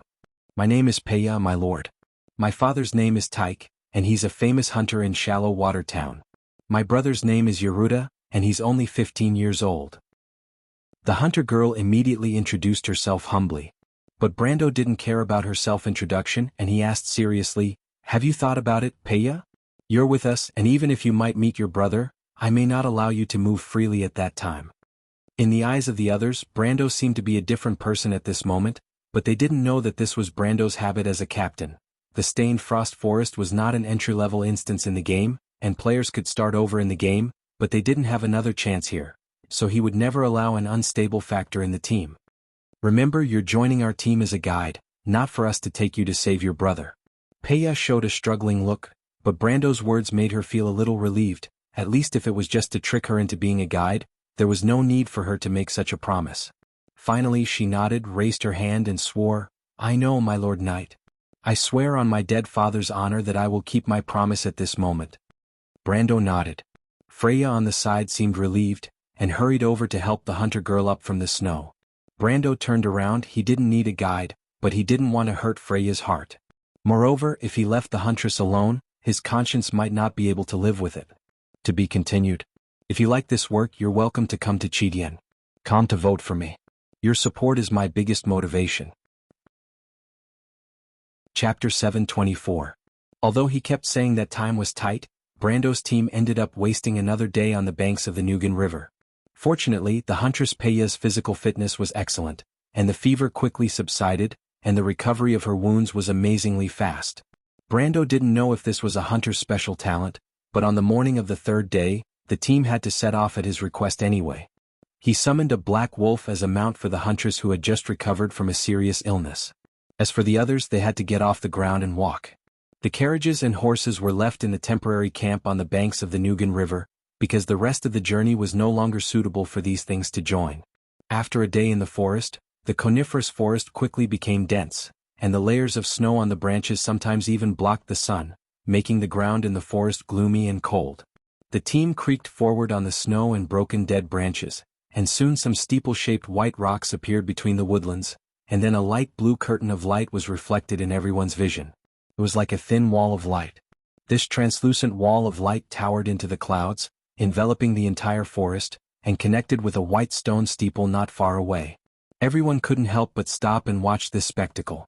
But only Brando knew that this light blue curtain of light was the entrance to this prequel dungeon, Milos's final breath. In the game, this light curtain was called the Binding of Mana, and was a symbol of the level 80 dungeon character level. Behind this curtain was the famous giant dungeon group. Speaking of which, apart from the time with the golden demonic tree, this was the first time Brando had seriously challenged this dungeon in the world of Wond. In the Amber Sword, the way dungeons operated was actually very different from most games of the same period, and the players used such a name, but it was just a common habit. In the Amber Sword, rather than being called a dungeon, it would be better to call it a scene area. Because only this word could accurately define it. There were several ways in which the dungeons Brando was familiar with operated.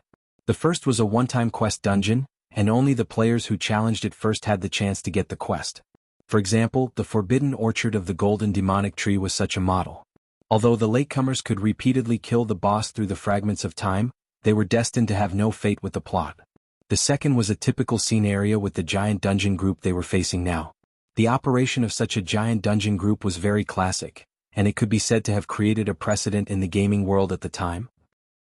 Although there were still only one or a few fixed main quests in other prequel areas, it was not the monsters, boss in the path, monster, boss single progression mode that the average player was familiar. On the contrary, dungeons like Milos's Final Breath were actually divided into 2 areas. Each area was made up of points and faces. Points were the monsters' nests in the area, while faces were the special areas in the dungeon. In the dungeon group's dungeon group and the dungeon group's dungeon, the dungeon groups was that the dungeon group's dungeon was the dungeon group's dungeon.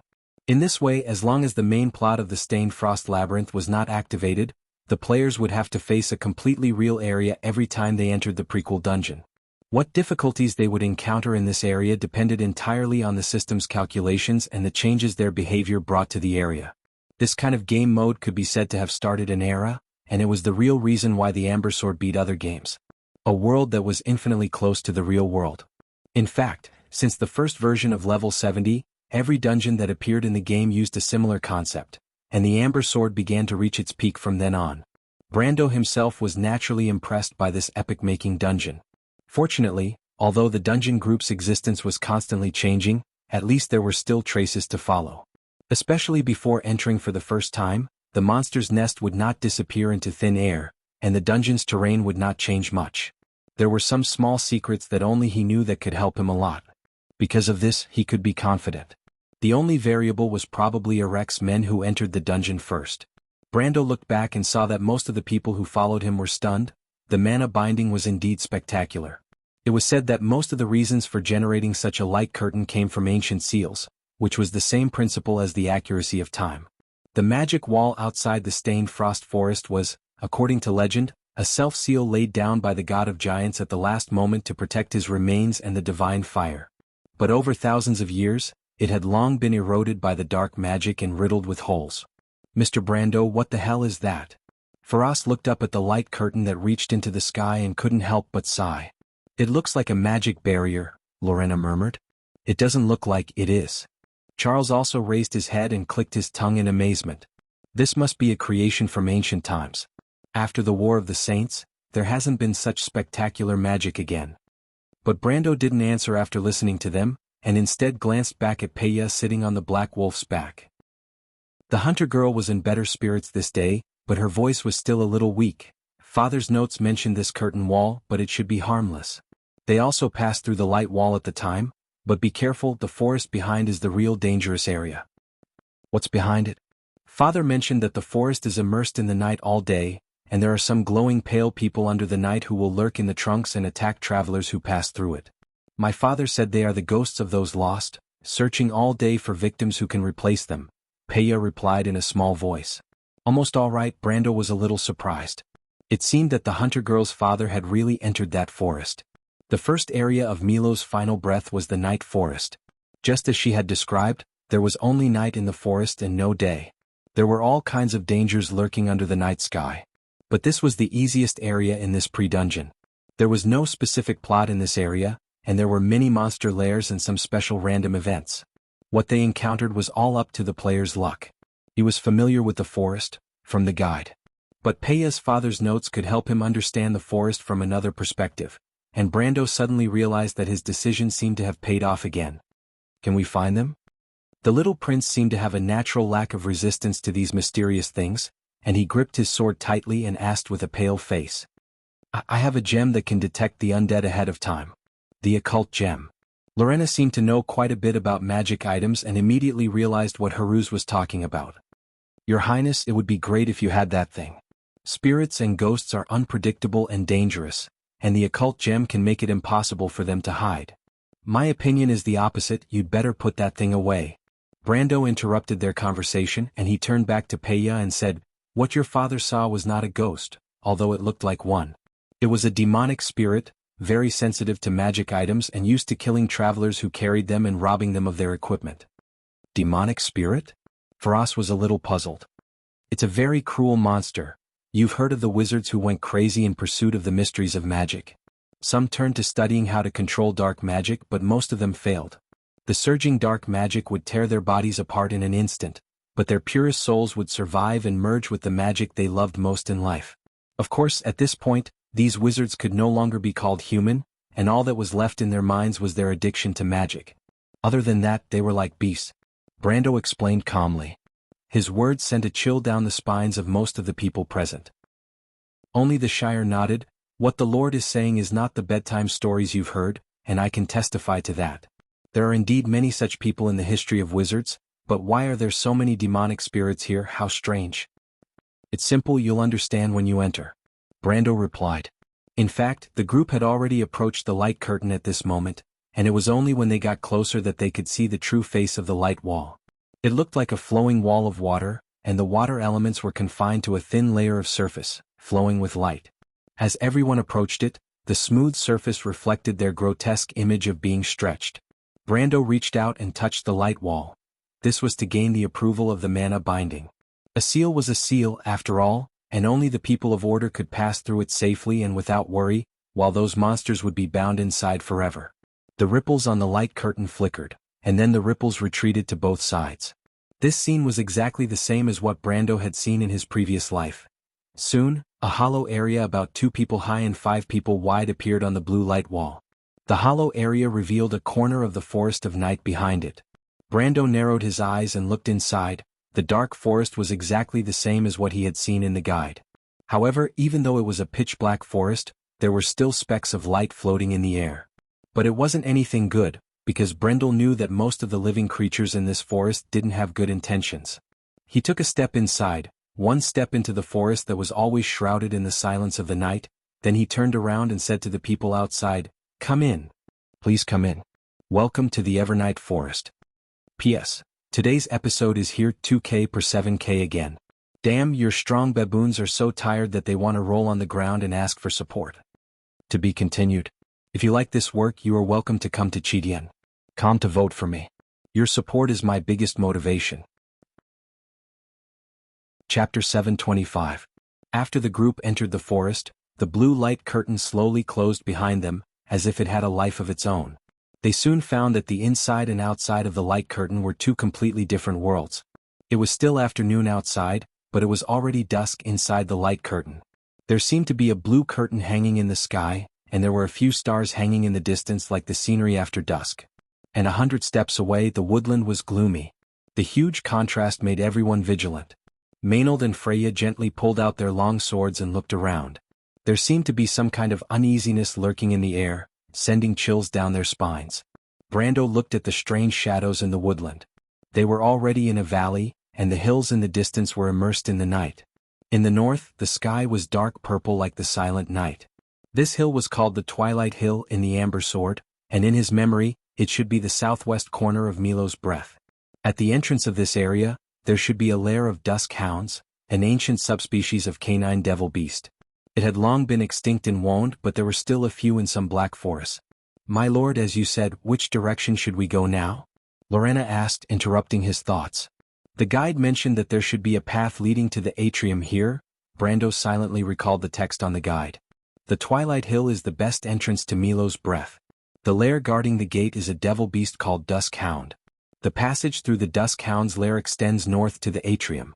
There is a treasure location at Point A and Point B, and these 2 locations were explored by the Crimson Wing Brigade and the Crystal Apple Guild in 385 and 387 respectively.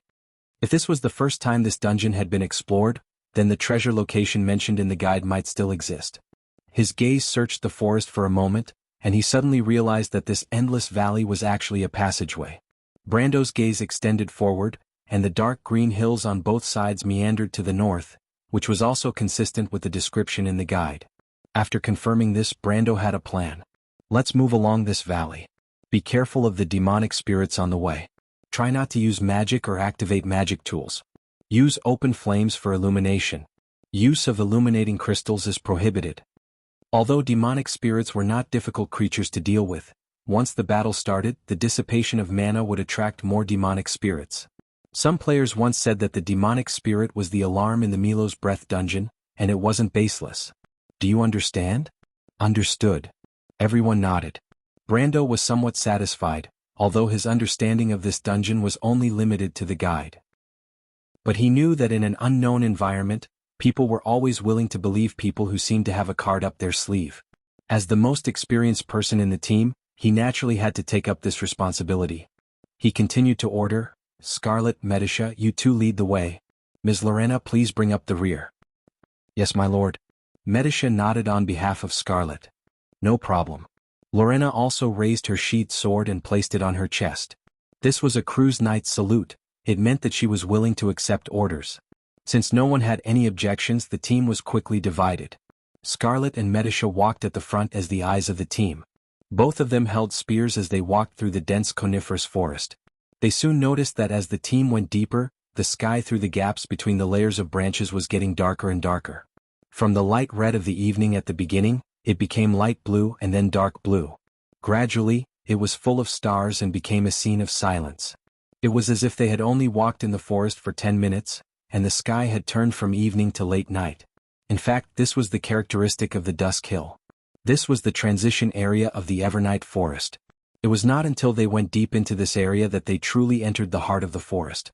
The surroundings gradually became dark, but Scarlet lit a torch, and the flames extended in all directions, casting long shadows of the surrounding dense cedar trunks in the woodland. However, where the light could not reach, the darkness seemed even deeper. The team advanced for about half an hour, and Medisha suddenly noticed that specks of light began to appear in the deep darkness. She immediately recognized that they were the demonic spirits floating between the woodland. She pulled Scarlet and raised her finger to make a "be careful" gesture to her. "What is that?"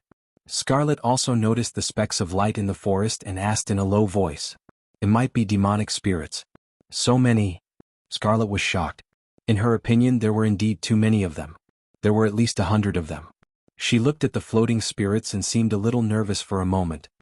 "Don't worry," Medisha said softly. "Although the demonic spirits are scary, they are notoriously blind.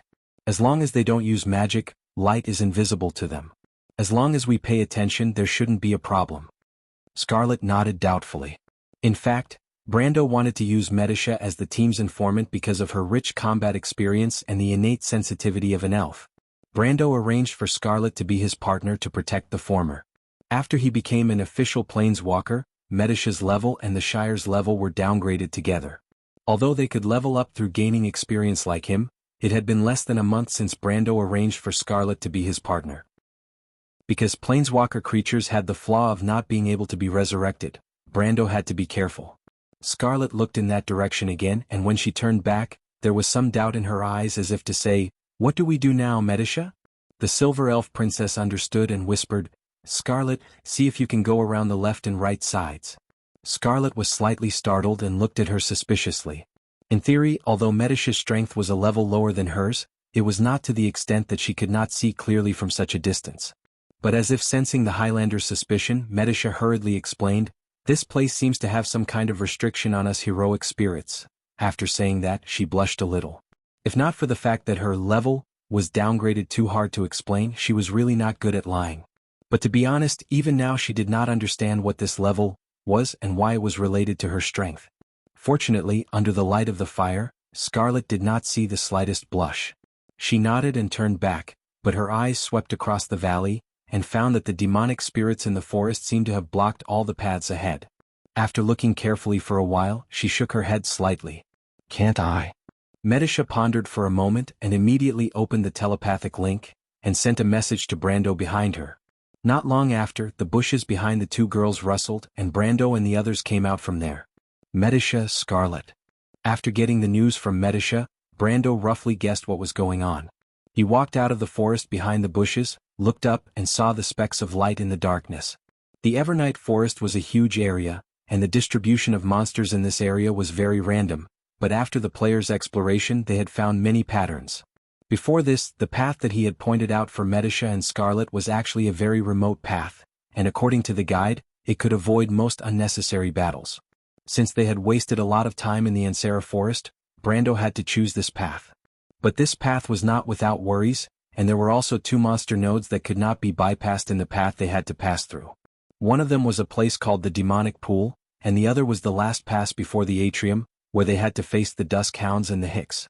Brando glanced at the amazing number of demonic spirits in the forest, and roughly determined the location of this place, the Demonic Pool. Although it was not the lair of the demonic spirits, in some ways it was actually more like a lair. Demonic spirits in the Amber Sword were genuine gold-tier monsters, and normally speaking, to kill so many of them, it would take at least 2 teams of players to think about it. However, Brando just happened to know an unusual way to deal with these demonic spirits, and in this kind of dungeon that had been thoroughly understood by players in the later stages of the game, there were too many strange strategies. But he glanced over there and then looked away. Before he was ready to pass through here, he still had 2 things to do. Brando judged the direction and glanced at a place in the darkness, where he saw a huge cedar tree that needed 2 or 3 people to encircle. "Medisha, how tall are you?" he whispered. The Silver Fairy Princess was slightly taken aback, not expecting her lord to ask such a strange question. She hesitated for a moment, and then somewhat embarrassedly told Brando the answer in the telepathic connection. Even so, she still heard the Shire chuckling on the side. Brando glared fiercely at that side and then he said, "About right, come to my side." Medisha was a little puzzled but did as she was told. No one understood what Brando was doing at all, and could only watch in confusion as the Silver Fairy Princess walked to Brando's side with some curiosity. "Lord, what are your orders?" "Now you're facing me," Brando said, looking at the cedar tree. "Brando, what are you doing?" Freya was a little puzzled, and in fact everyone was as puzzled as she was. If she hadn't asked, Faraz, who was eagerly behind her, would have already spoken. "You'll know in a moment," Brando replied. Medisha hesitated for a moment before continuing to take a step closer. She was now almost face to face with Brando, and could even feel the faint aura coming from his lord. She blushed. Ever since she was summoned by Brando, she had never been so close to her master at such an ambiguous distance. But Brando was still not satisfied, and he pressed down on her shoulder and adjusted her direction. Medisha was startled, and the tip of her nose touched Brando's chest several times. "Brando!" Freya glared at Brando, and if it weren't for the fact that the enemy was nearby, she would have stabbed him with her sword. But Brando acted as if he didn't hear her, and only at this moment he felt as if he had returned to the time in the game, when he was exploring dungeons with trusted companions. He stared at the huge cedar and whispered to Medisha, "Now you start from my side, step back 10 steps and then tell me what you feel." Brando's words sounded a bit like a riddle, but Medisha's trust in him had long reached the point where she could do anything without asking for the reason. She was only slightly startled, then nodded and slowly stepped back. Everyone saw her step back 10 steps and then stop. "Tell me, what do you feel under your feet?" Brando asked. Medisha's eyes lit up slightly, looking very strange. "I feel a faint magic power, like a magic mark." "My lord, how do you know there's something here?" But Brando obviously didn't intend to answer her question for the time being. He took the torch from Scarlet's hand and shone it at Medisha. The fire immediately imprinted the Silver Fairy Princess's shadow on the ground, and the others followed Brando's gaze and were stunned, because they saw that the shadow behind Medisha clearly had a pair of translucent wings. "This is?" Philas couldn't help but be a little flabbergasted. But Brando secretly exclaimed in his heart, "Just as I thought." Of all the people, only Lorena was keenly aware of the change in his expression, and the female knight immediately asked, "Mr. Count, do you know something?" Brando breathed a sigh of relief, then nodded and replied, "Demonic spirits don't gather in a certain place for no reason, and the origin of this place actually has a little bit to do with the Black Tower Wizards of Karsuk." Black Tower Wizards? This time even the Shire was slightly taken aback, knowing that he used to be a member of the Black Tower Wizards. Brando smiled slightly, and this time he wasn't lying, it could only be said to be a coincidence. The background of this place in the game did indeed come from the Black Tower Wizards. The Black Tower Wizards are the most powerful mage organization in Erewhon, and like wizards in many other places, their curiosity for secrets and knowledge is unparalleled. Like the Buga Wizards, in order to explore those lost secrets, the Black Tower Wizards' footprints are also all over the ruins of this kingdom. This mysterious forest is no exception. "My lord, you're saying that the Black Tower Wizards once sent an investigation team into this forest and here?" Lorena reacted. "Pretty much what you guessed, but slightly different." Brando recalled the records of this place in the strategy guide as he replied, "The Black Tower Wizards have entered this forest more than once in their hundreds of years of history, and except for the dangerous area in the center, they have long known this area." He looked at Lorena and added, "You don't think that guy Arek would rush into this forest rashly, do you? He must have someone around him who is familiar with this forest just like me, and maybe that guy is also a Black Tower Wizard." "But aren't the Black Tower Wizards and the Highland Knight allies, Brando, you?" Freya asked with some confusion. "There are all kinds of birds in the forest, and not all Black Tower Wizards abide by the Tower Agreement," the Shire immediately explained. "Exactly," Brando continued, "but this is not the topic we want to discuss. Back then, the Black Tower Wizards probably came here to destroy a very powerful demonic item, and they hope to use a magic circle here to completely destroy the demonic item from Georgandy Ridge." He paused for a moment, but there was a traitor in the team at that time, and a wizard was tempted by the demonic power, and in the end, the whole operation was in vain. It is said that the demonic item exploded violently on the magic circle, blowing nearly 100 Black Tower Wizards and apprentices who accompanied it into ashes. The souls of these people were eroded in the dark magic, and gradually formed demonic spirits that wandered around here. Nearly 100 wizards. Lorena sucked in a breath of cold air in disbelief. She could totally imagine how tragic the scene was at that time. Everyone else's faces also showed some seriousness. But Brando just smiled. The whole incident was not as terrible as they had imagined. If the Black Tower wizards killed nearly 100 official wizards at once, the organization would not be far from falling apart. There were actually only 12 official wizards including the traitor, and most of the others were apprentices. However, the demonic spirits left behind were true, and he continued, of course the demonic item is said to have been destroyed in the explosion, but the Black Tower wizards still set up an observation post in this place for insurance. This post is said to have been in use for nearly 100 years, and was only abandoned in the last century. Observation post? Philas was stunned and couldn't help but look around. How come I don't see it? Has it been torn down? Of course not. The wizard's observation post naturally wouldn't be one of those fortresses you see on a daily basis. At this time Maynard, who had been silent all this time, suddenly spoke. Brando, you were looking for the location of that outpost before, weren't you? Brando nodded. That magic coordinate is a guiding point. The wizard's literature says that the outpost should be next to the cedar tree, in the direction pointed by the shadow of the wings behind Medisha. But I don't see anything. Philas looked over there. Could that thing be in the sky? Brando glared at the guy, speechless. Now he was beginning to believe in the guy's bullshit luck. He didn't expect the guy to hit the nail on the head. He raised his head and replied, yes, the real outpost is in the sky. We have to find a way to summon it down. Summon it down? Lorena frowned. I see, it can help us deal with these demonic spirits, right? Since the wizards built such a tower, its original purpose was to guard against these demonic spirits. Exactly, Brando said with slight approval. But he understood that in fact, the knight from Cruz was not entirely right. In the Amber Sword, there was often more than one way to pass through many plot areas. He also had a way to sneak through the valley without attracting the attention of the demonic spirits. But Brando wasn't going to give up such a large amount of EXP. Besides, if the records on the strategy guide weren't false, the outpost tower should be one of the treasure locations in this dungeon. This quest was originally an extra reward. But of course he couldn't say these things out loud. He turned back and said, the Shire, you should know the spells that the Black Tower wizards used to summon the Wizard Tower. The Shire immediately nodded and replied telepathically, I've forgotten a lot after the change, but at least I remember one or two. After all, the Black Tower wizards were originally part of the Buga people. That's good. Brando glanced at the demonic spirits in the distance and began to give orders. It takes a certain amount of time to summon the tower, but once the spell starts, the demonic spirits over there will discover us. So when the Shire summons the tower, the task of the others is to protect him and complete the quest. As soon as Brando's voice fell, it was like a signal for battle. Maynard, Freya, Lorena and her husband, and the guards immediately drew their long swords, and Scarlet and Medisha also picked up their spears. Everyone subconsciously arranged themselves in a semicircle around the Silver Fairy Princess' current position. Brando showed a satisfied look and also pulled out the Howran Gaia. At the same time he reminded them, the demonic spirits' attack method is very simple. They rarely fight hand to hand, but be careful that their attacks can penetrate physical armor. Also be careful of their spells. Medisha, Scarlet, you stay to protect the spellcaster and Haruz. The others find a way to get close to them quickly. Understood. The Shire, you start. The young mage attendant nodded.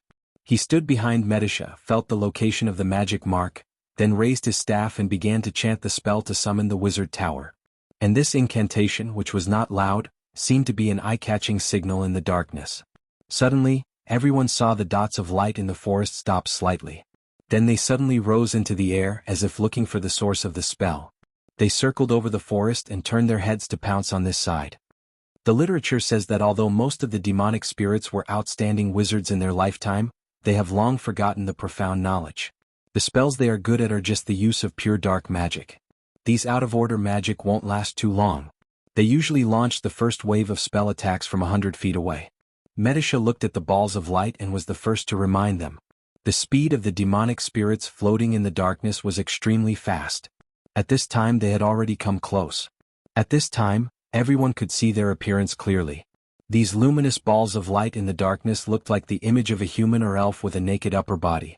They almost retained their appearance when they were alive, but their faces and chests were full of patterns eroded by dark magic. There were no eyeballs in their eye sockets, only a pitch black. This horrible appearance left a deep impression on everyone, and the little prince was so scared that he let out a low cry. To be exact, it's 141 feet. Brando stared in that direction and raised his sword. Measure the distance yourself. The demonic spirits had stopped at the edge of the forest. The distance was exactly the same as in Brando's memory, and it was also the farthest range of their spells. These distorted creatures raised their hands. Their hands had become ugly and sharp because of the distortion of magic. From these slender fingertips, suddenly, a black flame spurted out. These tentacle-like black flames intertwined. At that moment, it was like a big black net falling from the sky, enveloping everyone in it. P.S. I'm going to have New Year's dinner tomorrow. I'll come back at night to write. It depends on the situation. To be continued. If you like this work, you are welcome to come to Jianghu to vote for me. Your support is my biggest motivation. Chapter 726. The intertwining tentacles of flame spread in an instant, burning through the canopy and shrouding everyone's heads. But because of Brando's warning in advance, everyone was already prepared. The moment the black fire net was in the air, they all ran wildly to the left or right, out of the spell's range. The black flames formed by the dark magic covered down, burning through the branches and leaves, turning the cedar forest into pillars of fire, burning fiercely and spectacularly, but not a single person was hurt. Even the weakest of the guards, the knight, barely avoided the fire net. All of this happened in an instant. But the blink of an eye was a rather long period of time for warriors above the silver rank, long enough for them to instantly accelerate to a speed of more than 100 feet per second. Especially Scarlet, Maynard, and Lorena, the air was torn apart by their terrifying acceleration, forming conical waves of air. The whistling of the sharp arrows pierced the woodland, and the pale human figures opened their black mouths and let out silent screams, as if this was how they communicated with each other. The demonic spirits turned around, and their slender fingers turned to the three girls in the lead in unison.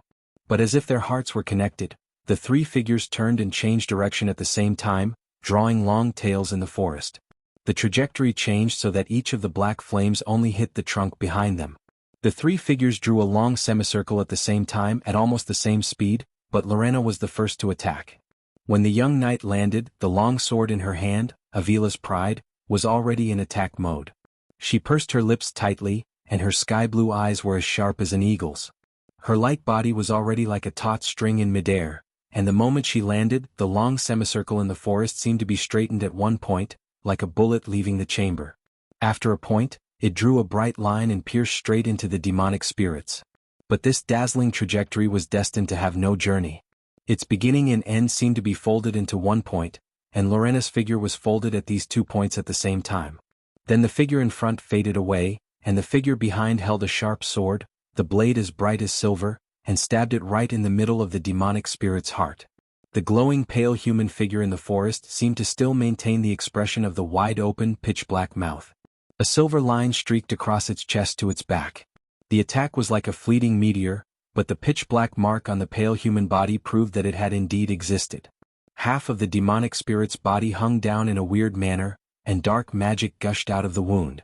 The center of the wound was like a small nebula. It constantly escaped in all directions, spewing out countless dark substances, and finally spread into a huge halo. As the halo swept past, it was as if an explosion had swept across the entire forest. Everyone felt their chests tighten. Dark magic, the night girl who bore the brunt of the attack groaned. Be careful, they seem to release a large amount of dark magic after they die. These forces will weaken us. Maynard and Scarlet paused. How big is the range? Can you think of a way to avoid it? The black flames in the hands of the other demon spirits swept across, and the cedar trees in front of it were set ablaze. Maynard could only retreat and ask cautiously. I don't know. The range is 1,000 feet. You can't avoid it.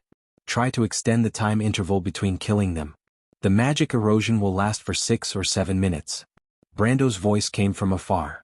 Extend the time interval between killing them? How do we do that?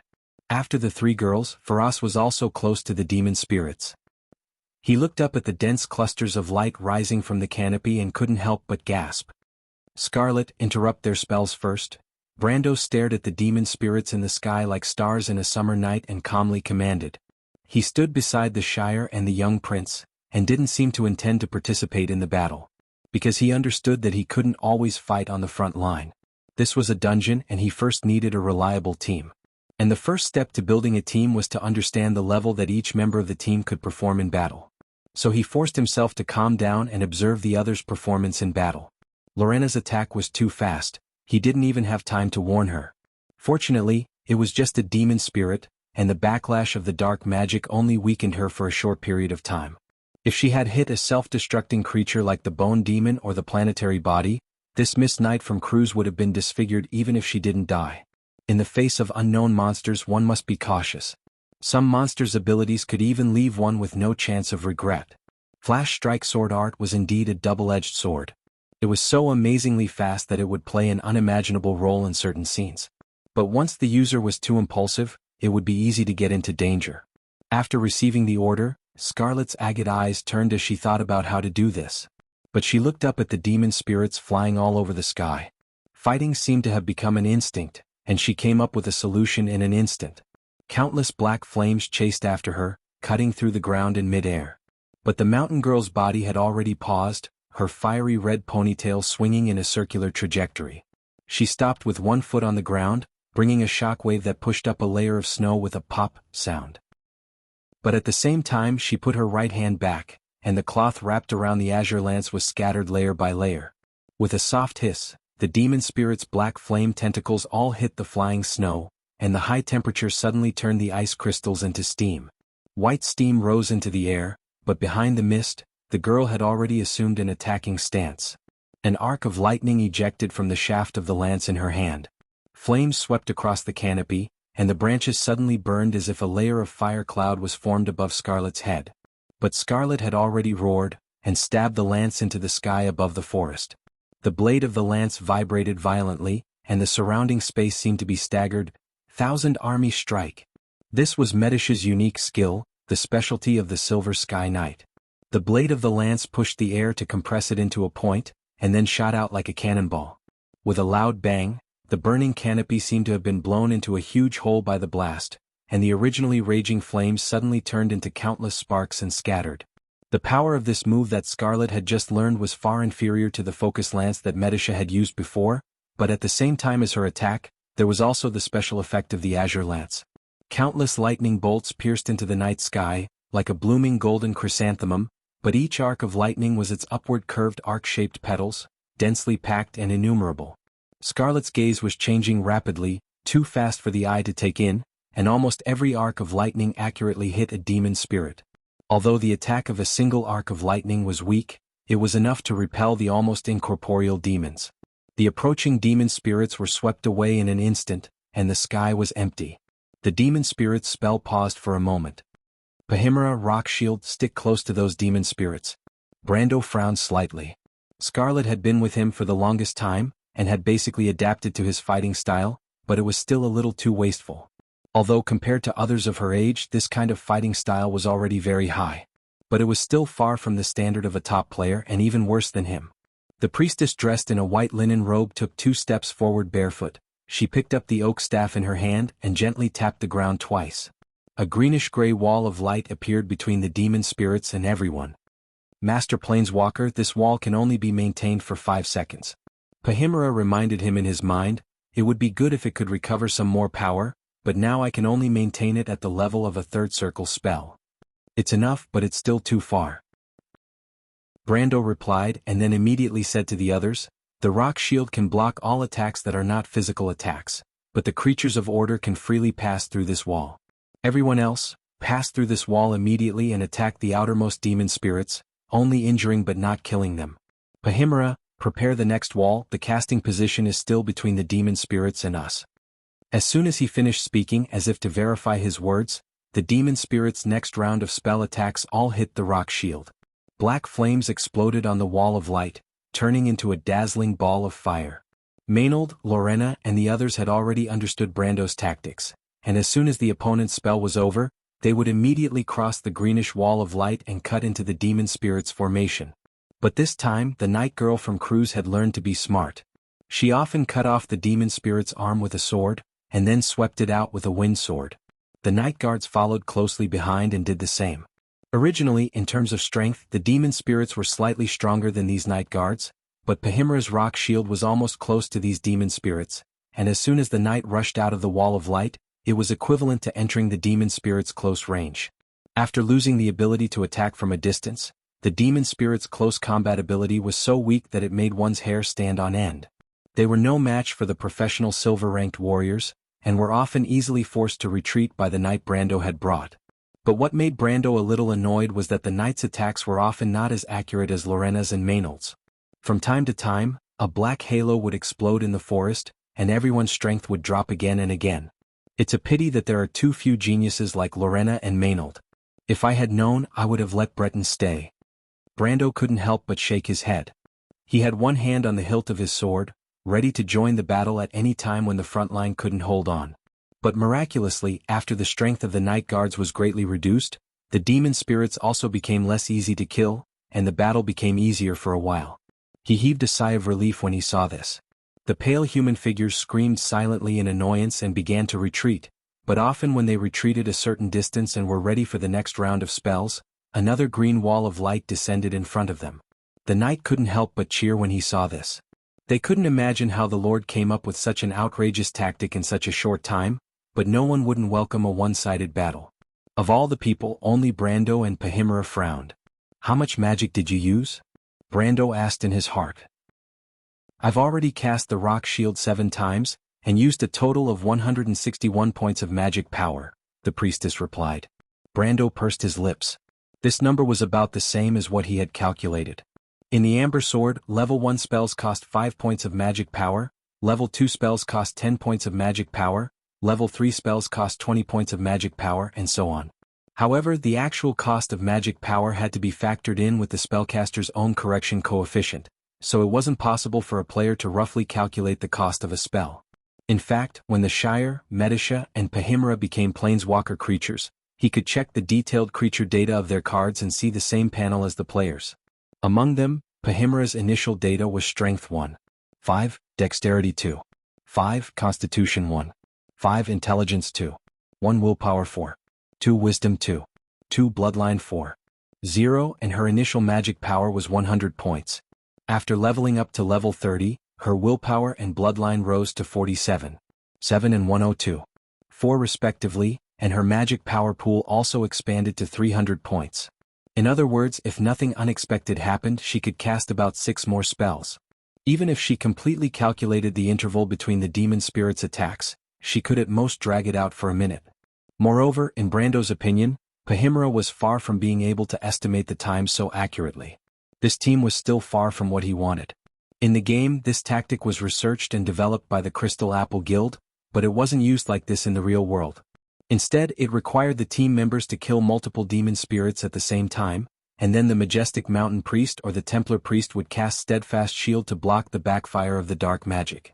But now, whether it was the knight or Pahimera, it was clear that they couldn't make such precise calculations, so he had to come up with a compromise. But 1 minute could be said to be enough. Brando took one last look at the fierce battle at the front line, then turned his head.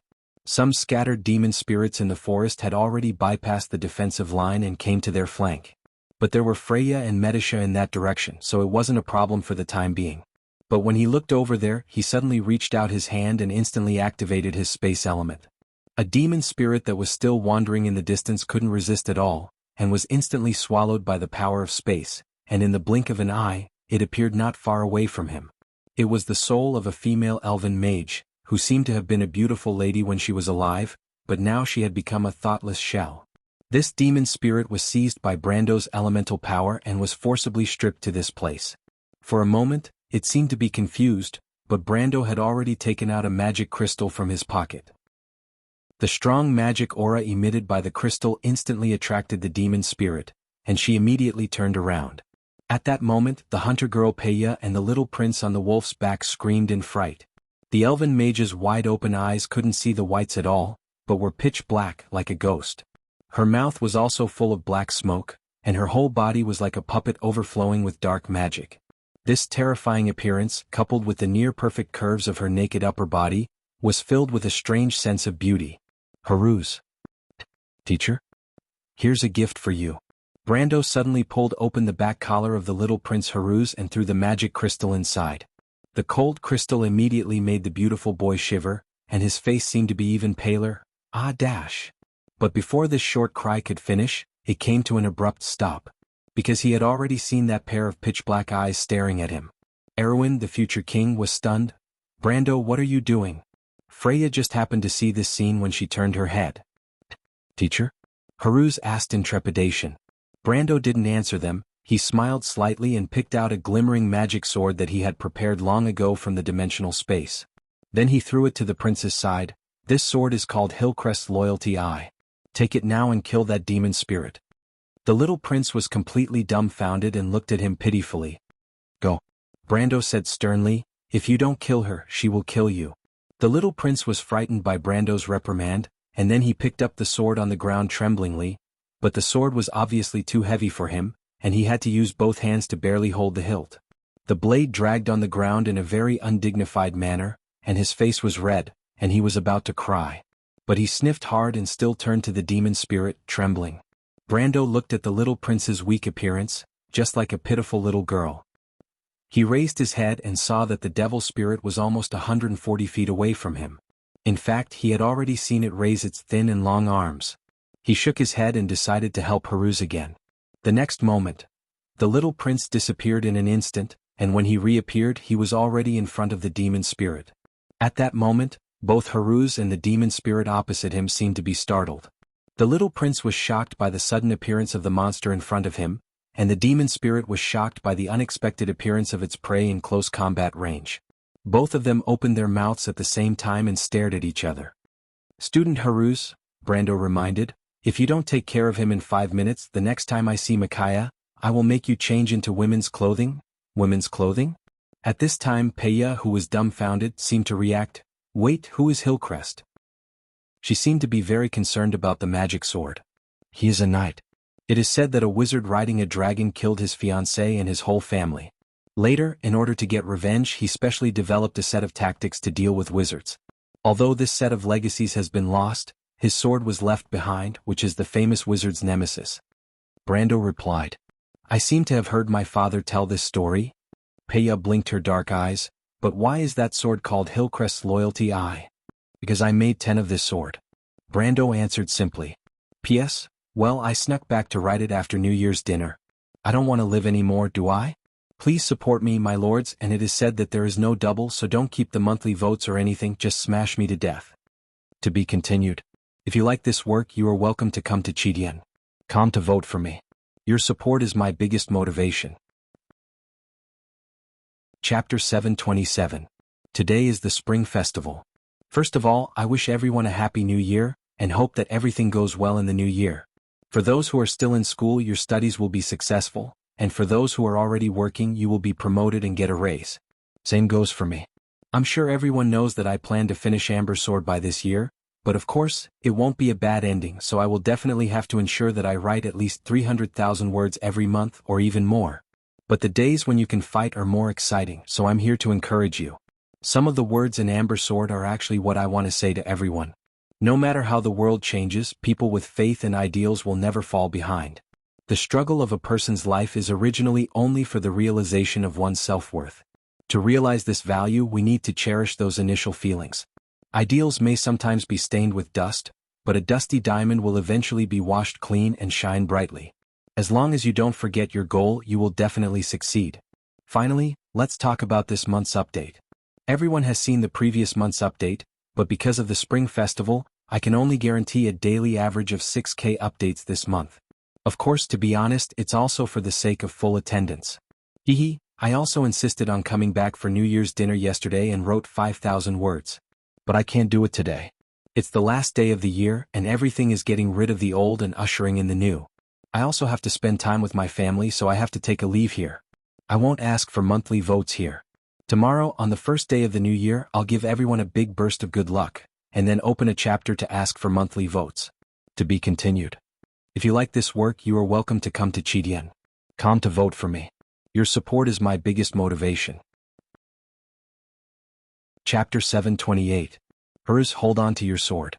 Think of your sister. You should be fighting not just as a warrior but as a man. The little prince stood there in a daze. The elven sorceress finally reacted. She lowered her head and looked down at this little prey. Her beast-like instincts and intuition made the corners of her mouth curl up into a sneer. Like a cat teasing a mouse, she slowly approached him, lowered her body, and wrapped her slender arms around the little prince's neck. She reached into his clothes to search for the magic crystal. Haruz was petrified. His beautiful eyes were wide open, and there was a silver mist in them. The elf's delicate nose took short breaths.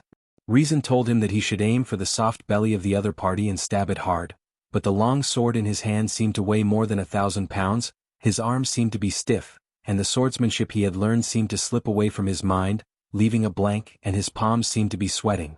What's more, the sorceress was still looking into his eyes with her dark eye sockets. The dark magic was best at eroding people's hearts, and the sorceress could easily detect the little prince's fear. Her beautiful snow-white face cracked into a dark crescent moon as she looked at him with a contemptuous sneer. Half of the sorceress' body was already close to Prince Haruz, deliberately pressing her soft hemisphere against his cheek, her slender arm hanging behind Haruz's neck like a spider, and her pointed fingers almost groping for the magic crystal. But her thirst for magic was of course far more than that little magic crystal, and the little prince with the talent of a wizard was the most delicious meal in her eyes. Haruz trembled violently, he turned his head stiffly and looked at Brando pleadingly. "Sir Knight, he is really not fit to fight." The huntress Paja could not stand it anymore. "He must fight, he has chosen this path and he must face it with courage." Brando replied seriously, turning a blind eye to Haruz's pleading eyes. Paja stammered for a while, wanting to say something, but in the end she stopped. "People must fight for their own reasons, Miss Hunter. But Haruz's reason is particularly different. It's not because of glory, beliefs, or ideals, but because he must become strong in order to respond to the expectations of many. But a person can't always live in the expectation of others." Even though she knew that her status was low, the hunter girl couldn't help but retort. She thought she would be severely reprimanded by the knight, but Brando just asked in a gentle tone, "Will you live for your brother's expectations, Miss Peya?" The people who truly have expectations for you are the people closest to you. It's not good to believe them because there's nothing perfect in this world. I'm sorry, you don't have to apologize for my identity as a noble. Even if your words are as sharp as a sword, they will only correct my mistakes. Besides, she wasn't. And as I said, everyone has their own path. Paja looked at the count suspiciously. There were some things that she couldn't quite understand. But she vaguely felt that Brando was very different from the noble she had seen in Shallow Water Town, and even from the polite knight Manuel. Brando raised his voice. "Haruz, everyone has their first lesson in life. Your sister must have told you what the basic qualities of a warrior are." The little prince's heart was in a mess and he had no time to listen to this sentence clearly, but the last few words penetrated his chaotic thoughts, as if knocking on his heart. The basic qualities of a warrior? The snow in Winterclaw Castle was always thin, but when it fell, it accumulated thick. Behind the snowflakes stood his sister, piercing the curtain of snow with a voice so stern that it scared him. In the face of battle, the first thing a swordsman needs to do is to be calm, analyze his situation and understand what he should do, but his heart was pounding and he couldn't calm down at all. Use your will to fight, not your sword. There is no one in this world who doesn't make mistakes, but only cowards are afraid of making mistakes and don't dare to draw their swords. Answer in your heart to all those who rely on you. Are you going to be a coward, or fight to the last moment like a real man? I don't know. The little prince felt the cold breath of the demon spirit lingering around him, and the other's cold fingertips brushed across his back, as if the next moment he would be dragged into the endless dark abyss.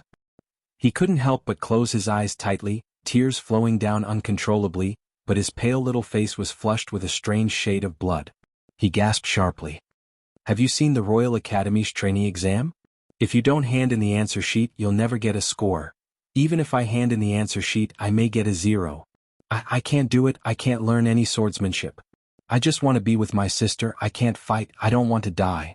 There was a soft click, the sound of the tip of the sword bouncing as it was unsheathed. The little prince was almost crying as he shouted.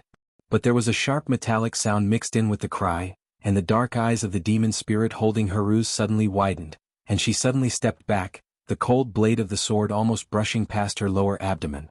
Haruz was like a windmill spinning the sword, and because he used too much force he himself was carried around in a circle by the force of the sword. This scene was too horrible to look at. It was as if a person who had never used a sword before had no idea how to use a sword. Or it was as if a student of the Royal Academy had picked up a quill and a drop of ink had dripped from the tip of the quill, staining the snow-white paper. But at least he picked up the pen. Haruz dragged the sword and gasped for breath, his eyes wide open as if he couldn't believe that he had actually drawn the sword. For a moment it seemed like a dream. He looked up and saw the retreating demon spirit with a puzzled look on her face. She probably didn't understand how this little prey suddenly grew fangs. But her reaction was simple, that is, she raised her slender long hand and pointed her 5 fingers at Haruz. "Be careful." Peya saw this scene and couldn't help but remind him. "Sister." The little prince felt his mind go blank and immediately raised the long sword in front of him, then turned his head away and closed his eyes tightly. Such a battle was simply too horrible to watch, and Brando didn't know how he could bear to watch. When he first fought, it was 100 times better than this, but this was probably the so-called natural advantage of players.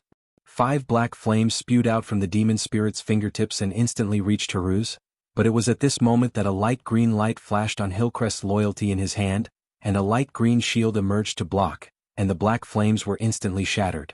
Ah! The hunter maiden was stunned. The little prince also reacted and stared at the sword in his hand in a daze.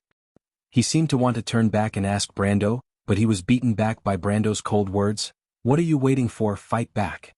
Haruz seemed to wake up from a dream, and as if he had regained some of his training instincts, he immediately turned around and slashed at the demon spirit. But his movements were only slightly better than a clumsy beginner's, and the demon spirit didn't even dodge, and he slashed at the air with his own sword. "Don't be so stiff, save some strength." I know." Haruz finally regained his balance and he straightened up to find the demon spirit again, but the astonishment on the elven wizard's face had turned into contempt again. She grinned in silent mockery and gently circled behind the little prince. "Watch your back." It was Peya's voice, and she looked at Haruz as if she had replaced her younger brother. The demon spirit raised her thin claws and slapped down on Haruz's head. But it was at that moment that Haruz shifted his right foot and lowered his body, and his body had entered the widely spread defensive posture of Cruz's aristocratic swordsmanship. The knight's defensive swordsmanship. Brando's eyes lit up. The little boy's eyes were clear, and his heart seemed to calm down. The wolf of the kingdom, his sister, and Maynard taught him countless classic examples of attacking from behind came to his mind one by one. He lowered his head and at the same time, slashed back with the long sword in his hand. The demon spirit's slender, almost disproportionate claws swept over him, and apparently did not expect the former's sword from below to above. It was only when the gleaming tip of the sword appeared in its range of perception that it suddenly realized. The demon spirit leaned back, but the sword still slashed across its chest, leaving a thin black line there. Compared with the demon spirit's defense, Haruz's attack was pitifully weak. But the counterattack still made it immediately alert, and it floated back to open up the distance, and 5 more demon flames shot at the little prince. But Erwin, the future little king, was completely in the zone. He closed his eyes and felt as if he was back in the snowy arena of the Winter Claw Fort, and even better than that time.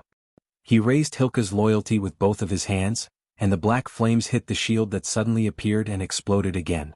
The falling flames scattered on the snowy ground, burning a patch of potholes. Haruz took a breath. Erwin's military swordsmanship. Inherited from the Wind Elves, it was known as the most orthodox light combat swordsmanship suitable for humans to practice. After Darius's improvement, this swordsmanship had shown a strong offensive aura. With a single stride he arrived in front of the Devil Spectre. This clumsy dash was naturally useless in Brando's eyes, but Haruz's ability to switch from defense to offense so quickly was beyond his expectations. He pursed his lips slightly. Haruz's frontal attack was a little clumsy even in the eyes of the demon spirit. Before he could stand firm, the demon spirit swept him with its claws and tripped him, and he fell into the snow. But he immediately stumbled up and raised his sword to block the demon spirit's dark flames. But this time Herka's loyalty did not completely block the spell for him as he expected. The moment the dark magic hit the shield, the long sword broke in the middle with a crack, and the broken part turned into silver powder and scattered. He was also bounced back by the huge force and fell into a pile of thick snow. Brando smacked his lips when he saw this. After blocking 3 level 3 spells, Hillman's loyalty was even better than he had expected. He stretched out his hand, and with a flash of white light, an identical long sword appeared in his hand. Herka's loyalty too. Continue. He deliberately threw the second sword far away, and the little prince jumped and rolled in the snow before he grabbed the sword. He looked like a little snowman at the moment, but at least his posture of drawing the sword was decent. With a sharp clang, the sharp blade left the sheath and drew a perfect curve with the flying snowflakes. As soon as the sword was out of the sheath, it immediately met the 5 black flames coming from the front. With a loud bang, the flames made of dark magic exploded like fireworks. And in the midst of the scattered sparks, a figure shot out. Haruz seemed to have finally noticed the demon spirit's weakness and rushed forward, holding the long sword in his hand and slashing at the elven wizard's slender claws. The demon spirit's dark eyes widened, and she tried to avoid the suddenly rebellious little beast with a backhand claw. But to Peya's and even the demon spirit's own surprise, the previously weak little boy seemed to have a wolfish nature in him at this moment. He gritted his teeth like a little wolf cub and went up hard. The demon spirit's claws pierced his shoulder and flesh and blood flew. Erwin's little prince screamed, but he swung his right hand in pain and cut the demon spirit's left claw with his sword. Unfortunately, he didn't use enough strength and only left a deep gash there. The demon spirit screamed in pain, but she couldn't make a sound. She opened her big black mouth and slapped the little prince away again. Haruz's body rolled in the snow before he landed, and the black flames swept towards him again. This scene was reflected in his eyes, which was completely beyond what he had learned in the arena. But at that moment, as if it was an instinct to survive, he thrust his sword down in mid-air, and the black flames once again hit the shield that flashed around him. The flames suddenly exploded, and the huge impact made him unable to hold the sword any longer, and he flew out until he hit a cedar tree far away. Brando looked at the demon spirit. He knew that the other party should have no magic power left. Magic power was life for demon spirits, and they couldn't risk their lives to cast spells again. He took out the third sword and threw it far away again. Hildebrand's loyalty 3. Haruz, who was covered in cuts and bruises, caught the sword this time. His whole body was trembling slightly, but his action of drawing the sword was still meticulous. He looked up, and the demon spirit didn't launch another long-range attack, but hesitated from a distance whether to retreat or not. But apparently the fragrance of Haruz's magic made her hesitate. The little prince couldn't care so much. His mind was in chaos now, but his spirit was in a state of high excitement. He never thought that he could fight such a monster. Although he didn't know how powerful the demon spirit was, he knew how good the knights selected from his sister's guards were. He took a deep breath and held the hilt of the long sword in his left and right hands at the same time. This action, Brando was slightly startled. Peya on the side also made a soft sound of surprise.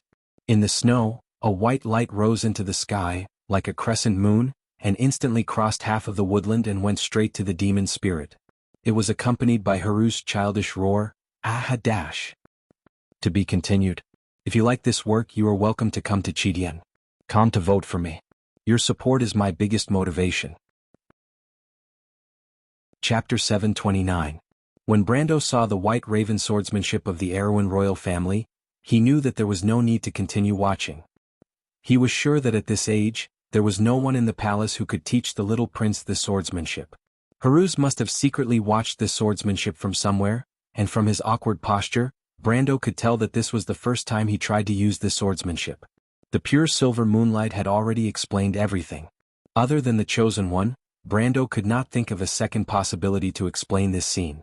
The article on the forum was actually true, and not only was he a revelation, but he could also be a revelation with both magic and swordsmanship. He closed his mouth and let out a long sigh in his heart. Until now, he finally understood that the little prince's only enemy in the future was probably himself.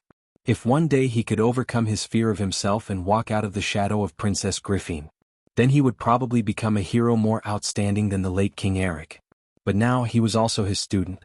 No teacher would be dissatisfied with their student's excellence. Brando could not help but smile. "Mr. Brando, I don't have much mana left." At this time Hippamra's voice sounded. Brando turned his head, and the priestess was already sweating profusely. He immediately asked the Shire, "How much longer do you have?" The Shire looked at him with a serious face as if he wanted to say something. "Is there not enough time?" Brando frowned. No, it has been prepared for a long time." The young wizard had a strange expression. "It's just that I saw that my lord was very interested in teaching that little guy, so I didn't want to disturb your mood." Brando immediately looked at this guy with a bit of annoyance. Although each of the creatures he summoned had their own personality, the Shire was probably the only one who dared to make fun of him. Even if it was Falerne, she would at most give him the cold shoulder. The Shire seemed to have expected that he would be unlucky if he did this. He quickly diverted his attention and clapped his hands, shouting, "Come out, the tower in the fog." This move was indeed effective. 6 silver lines descended from the sky and pierced into the ground. Then, more silver lines extended horizontally from above. Countless lines connected with each other, forming a hexagonal pillar in the blink of an eye. This scene immediately attracted everyone's attention. As soon as the pillar was formed, it was more than 30 meters high and 10 meters wide. It already had the embryonic form of a mage tower. However, the Shire's summoning spell was far from over. The thicker lines were still subdivided into countless thinner lines. The silver lines began to expand on the 6 sides of the tower, gradually outlining the windows, bricks, beams, doors, and stairs. The bright silver on the earlier lines gradually dimmed as it was subdivided step by step, and finally settled back to its original color. Like red-hot molten steel fading little by little with the dissipation of heat, a pitch-black tall tower made of granite appeared in everyone's sight. Apart from Brando, even Lorena, her husband, and Maynard couldn't help but be a little surprised when they saw this scene. This was a miracle of magic to begin with. Everyone, Brando's voice rang out in the forest, retreat in an orderly manner immediately and enter the tower. Because they had lost Pahimra's spell support, the night guards were already exhausted from dealing with it. At this moment, after receiving Brando's order, they were the first to retreat. They retreated into the tower first and found that the inside of the tower was far bigger than what it looked like from the outside. It was a vast space like a square that could accommodate at least hundreds of people. Then Freya, Medisha, the Shire, and Peya also retreated into the tower. Meanwhile, the young prince was still entangled with the half-crippled demon spirit. Both of them were scarred, but neither could do anything to the other. After the demon spirit lost its magic power, it was a high-level infantryman, and the young prince's attack was not enough to kill it. Brando glanced at the battle over there and grabbed Haruz back with his hand.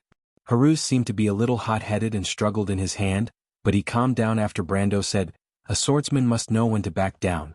A good swordsman must first have a calm heart." The young prince quieted down at once, but he was still gasping for air. Brando nodded encouragingly to him, "You did well.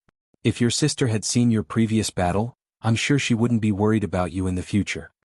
Haruz was slightly stunned and looked at him somewhat blankly. There was some confusion in his silver eyes, like an immature child. Brando reached out and tapped his chest. "You have to fight with your heart, not with your hot-bloodedness. You have to understand why you are fighting. Fighting is not just to overcome fear but to dominate yourself." Haruz held his sword and nodded as if he understood. After Brando dragged the young prince back into the mage tower, Pahimra, Maynard, Lorena and her husband, and Scarlet, who were responsible for covering the rear, also retreated. As soon as they entered the tower, the demon spirits outside naturally followed. Maynard and Scarlet stood guard at the entrance of the mage tower, ready to rely on the terrain to resist the enemy, but it was at this time that something happened that surprised everyone. The demon spirit rushed to the entrance of the mage tower and was blocked on the outside as if it had hit an invisible wall. Those terrible monsters were baring their fangs and claws outside the invisible wall, but they could not move an inch. Ha! The Shire also recognized what it was at this time, a high-level exorcism array. "There's actually such a thing here. My lord, did you already know?" Brando glanced at him and did not comment. However, the young wizard attendant had already trained his skin to be as thick as a city wall.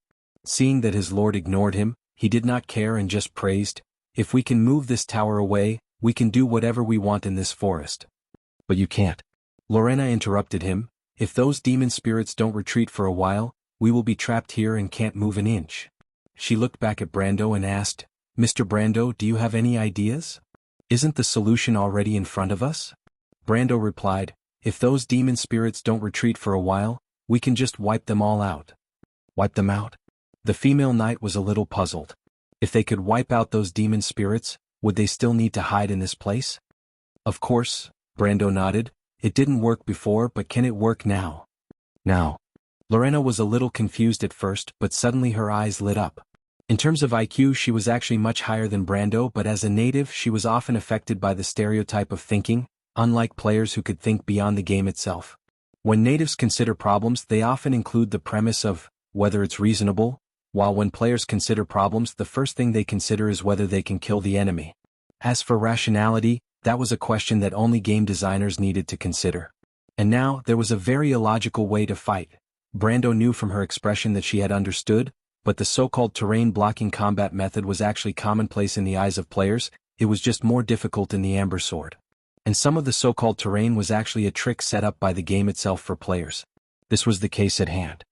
He ordered, "Everyone else rest and prepare the Shire Medisha. You go attack those demon spirits, chase them out when they retreat when they catch up, and when the weakness stacks more than 20 times, go back to the tower and replace Hippamera and Freya. The third group is Maynard and Miss Lorena. You three groups rotate, understand?" He looked at the densely packed demon spirits outside the mage tower as if he was looking at a lot of floating experience. If it weren't for the fact that the two groups were really not enough to rotate, he wouldn't have let Maynard and Lorena go. After all, these experience points were only effective on the Shire, Medisha, and Hippamera, and it would be a waste to give them to others. Understood, watch me, my lord. The Shire seemed to understand this as well, and he immediately walked to the door a little eagerly. Medisha, who had always been much quieter, just saluted Brando respectfully, and then turned to follow. But she was a little curious, as the Silver Fairy Princess, although she had also heard of the Exorcism Circle, she didn't know as much as the Shire, who was born as a wizard. She couldn't help but look at the demon spirits outside in disbelief, and asked softly, "Can we attack them from inside the mage tower?" "Of course," the Shire replied. "The Advanced Exorcism Circle is a two-way circle, both preventing the enemies outside from entering and the enemies inside from leaving. But its effect is only against demons, or humans with a pure dark magic aura. Astrologers and witches who use dark magic with the help of the laws don't count, but it can deal with some cultists." "So powerful?" "But I seem to have only heard of the Exorcism Circle from my father before, and it was far from this powerful. That's because this spell was only unearthed from the ruins almost 1,000 years ago. The Bugas like to dig holes everywhere, and we Black Tower wizards also benefited from it." The Shire shrugged. "But this spell is indeed so powerful. Legend has it that it came from the technology of the Babel Tower, and the Exorcism Circle is just a simplified version of it. As long as it is not a superior demon, it can keep them out. This is an absolute effect, without any discount, and will not be weakened by the number of demons. However, an advanced exorcism circle requires a large amount of mana to maintain. The Black Tower sorcerer must have let this sorcerer tower absorb the surrounding mana. This mana is also the reason why so many demonic spirits are gathered here." "I see." Medisha nodded gently and she turned back. "You first or I first?" The Shire smiled, rolled up his sleeves and said, "Doing the work for a noble lady is not the etiquette of the Silver Elf Society. Let me go first." He raised his hand and the white light had gathered in his palm, forming a huge circle. Then a white beam of light shot out, like a blade sweeping into the dense demon spirits outside the wizard tower. In an instant, more than a dozen demon spirits in the front were turned into ashes. Then there were more than a dozen consecutive explosions of dark magic, but the shock wave was blocked by the advanced exorcism circle, and it did not affect the people inside. After being attacked, the demon spirits who lacked intelligence seemed to be subconsciously furious, and instead of escaping they surged forward. But their actions were doomed to be futile, and the advanced exorcism circle was always like an invisible wall blocking them outside. The Shire was relieved to see this scene. After all, the advanced exorcism circle was just a term in a book for him. Who knew if the things in the book would lie? As a wizard and a scholar, the first thing they learned while learning was to question dogma and authority, and in their view, this was the difference between them and the believers. However, the power of the advanced exorcism circle was reassuring, and he did not think about it and released 2 or 3 more dragon strikes. After 4 spells, the Shire found that his experience had directly increased by 1 level. He could not help but be surprised and a little embarrassed. He was surprised that this way of killing the enemy was too easy, and the experience that he had accumulated with great difficulty was like picking it up from the ground. But the embarrassing thing was that the experience came too quickly, and he did not stop in time and actually repelled the demon spirits. Now, if he and Medisha wanted to continue to chase after those demon spirits, they would have to chase after them. He was fine with it, but he felt a little sorry for the little silver elf princess. He could not help but look at Medisha a little awkwardly. "It's okay." But the little silver elf princess smiled reasonably, and she raised her spear and said, "The Shire, cover me, I'll go close to them." Charles heaved a sigh of relief and nodded. To be continued. If you like this work, you are welcome to come to Jianghu to vote for me. Your support is my biggest motivation. You're tuning in to the Han Lee's Wuxia Adventures YouTube channel. We're so grateful for your support, and don't forget to subscribe to join us on this incredible journey through captivating stories. Your generosity through donations truly makes a world of difference, as it's the primary source of revenue that allows me to expand and enhance this channel for you. Thank you from the bottom of my heart for being a part of this adventure.